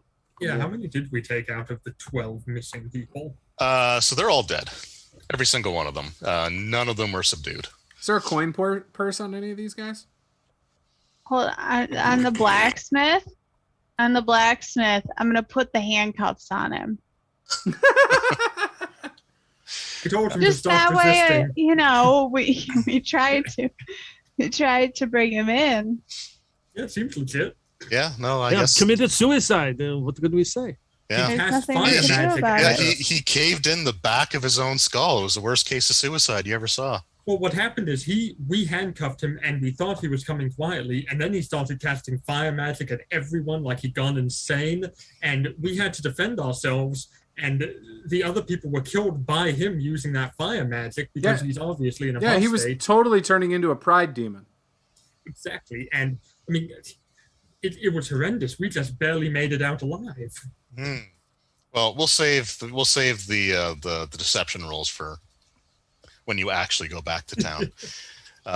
So I think also you can take a breather in this one, in this game. So healing, 5-minute rest, you can restore 5 plus your constitution plus your level. Oh, good, I'm full. Good for you. I think I only had 5 plus my constitution plus my level left. Okay. I had just enough that my damage reduction saved me on that last hit. And I do not have a constitution bonus for I the had record. 7 left, and my damage reduction is 7. And I gain back how many spell points for meditating for an hour? For an hour, it's 1d6 plus your magic. Okay.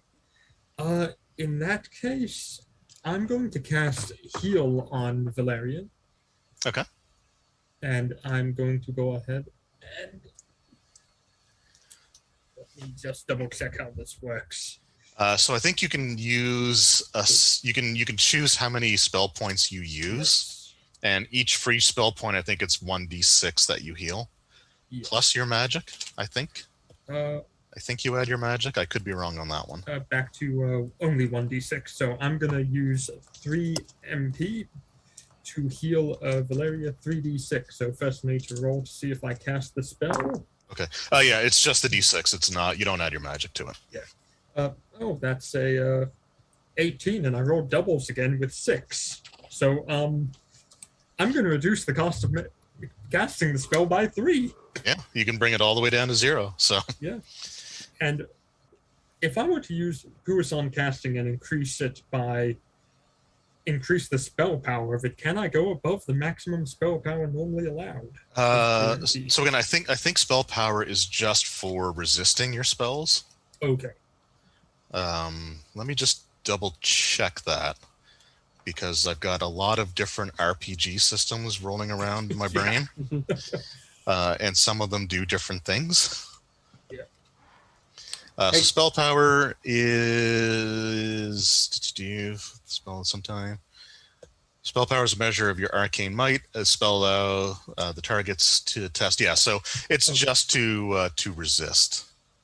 Okay, then I'll just go ahead and make it so it costs me no mana to heal you up by 3d6. Yep, 6, 4, and 5.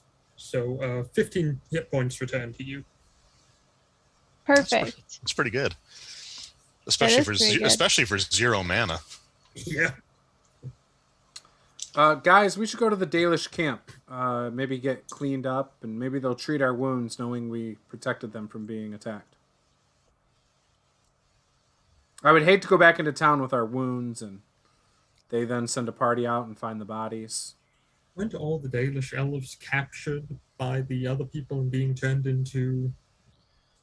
Ashara and several others were captured. She's not sure if they all were or not. Okay. Well, we can definitely see them and find out what's going on here. Are you going to do any other healing? How's everyone else looking? I'm rough.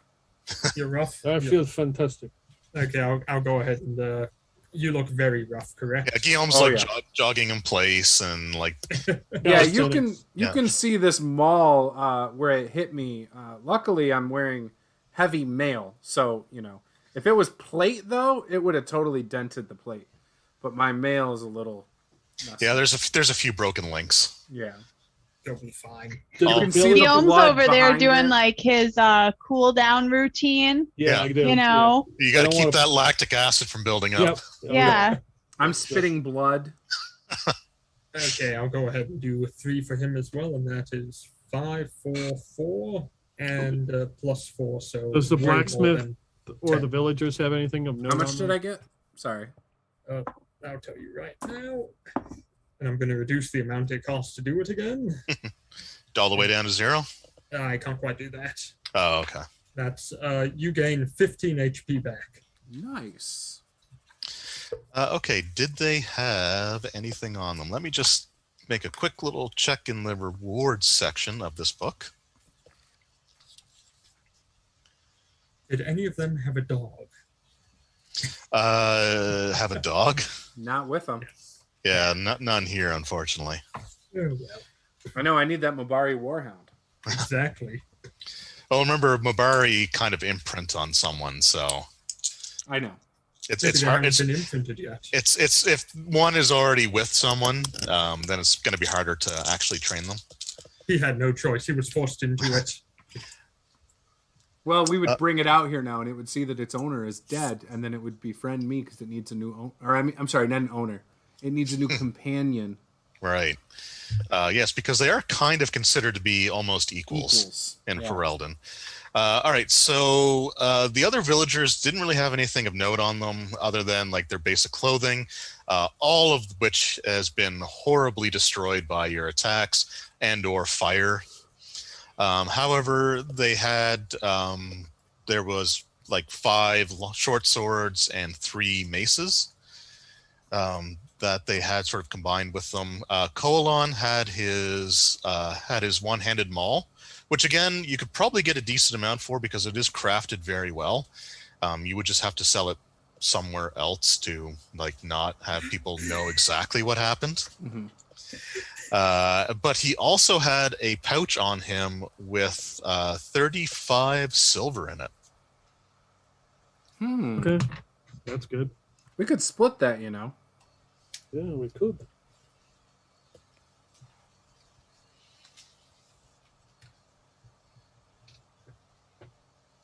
One person would only get would get what would it would be 7, and the others would get 8. It's We could 8.75. So split 4 ways. So you would do what? 18. 35. We could just keep it in a kind of a pot if we need, That makes some sense. food or lodging or something like that. We might be able to get you some nice new armor. I'll definitely take that mall. Okay. Yes, it's just a one-handed maul. You can mark it on your sheet.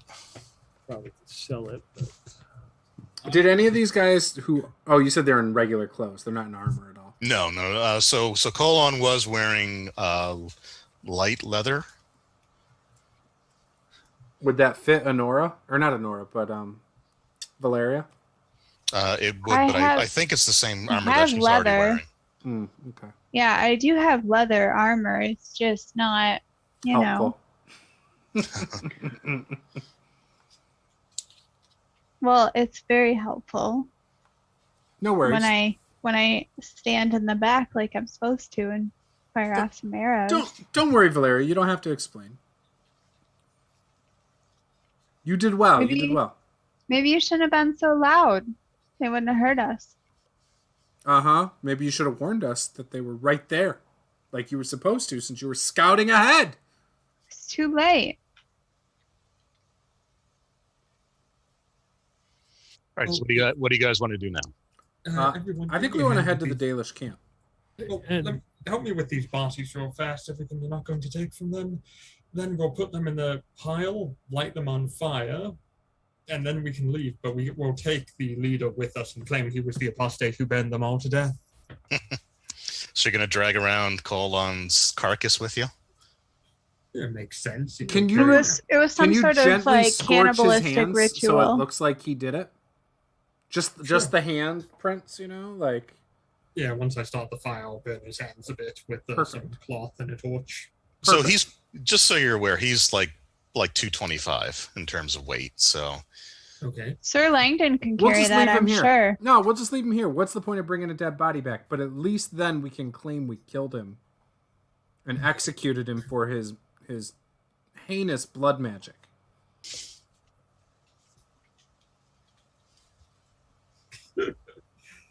This is probably a terrible idea. I'm going to collect the weapons because I'm thinking like I'm thinking 5 short swords and 3 maces. Carrying that around, I just don't want to do. So I'm going to like wrap it up in something and just bury it along because it's a path that we know. I mean, is it obvious or? There are like some pretty identifiable landmarks, like some rocks that are, like shaped in a certain way that you would recognize. Yeah, so I'm just gonna like bury it in a spot. So if we needed to sell them or for some reason we can come back, we know where it is. Okay, so I'm going to say you probably take about an hour to deal with the bodies and kind of rest up a little bit. I will. So, Nora, if you let the big strong men do all the heavy lifting, you can get 1d6 plus your magic in mana points back. I'm in the corner probably crying a bit in agonizing pain as I've been cut quite deep. I didn't think it was that emotionally scarring for you. It's horrendous. That's a 5 and 4 and 1, so 10. Okay. Yeah, I would do what she asked and pile the bodies. Okay. And again, you could have taken your 5-minute breather as well, just to get those hit points back as well. If you didn't do that already, you can only do it once per encounter. But yeah, I did. Okay. That's my bad 20. So then after that, you're going to make your way towards the Dalish camp. You're probably only about a couple hours out. Okay. Yeah, I think that's where we would go. It just seems like it would make the most sense. Okay. So you're getting into early evening by the time you arrive at the site where the Dalish camp was marked on your map. And as you sort of come into view of the camp, you can see like the elves. The Dalish elves, like their wagons are known for being quite colorful and distinctive. So you can kind of see like the carts there. However, at first everything looks all right, but as you get a little closer, you can actually see that several of them have been just completely smashed to pieces. There's the remnants of a campfire that looks like it was kicked out. You can see like rocks sort of scattered. The logs, partially burnt logs, sort of all scattered about. Off to the sort of up ahead of where the wagons are, you can see that several of the horses that were used to pull these wagons are just lying on the ground, completely slaughtered. It looks like maybe something's sort of come by to pick at them, but they bear wounds that look very similar to the ones that you saw at the farm. And that is where we're going to leave this session. Dang. All right. Well, thank you, Draven, for running that for us. We will be back in 2 weeks for this game. And then this Thursday, I will be interviewing. I got it right here. His name is Robert the Narrator for the piece, the RPG. So we'll be talking to him Thursday evening at 8 p.m. Eastern. Friday, we have a one-shot on the channel. It's being run by a TikTok user named Le Top Hat. And we will have some TikTok users all playing in that game on Friday. I'm just going to be hosting it. I'm not going to be running the game. So you guys probably won't see me. But yeah, that's going to be a lot of fun. And then this Saturday, we return to playing the Black Rock Adventures campaign. So we've got a lot of fun stuff this week. And hope we'll see you guys around. With that, check out all these people. Links are in the description. And we will see you guys next time. This is Master of the Game. I am Juice. Game on.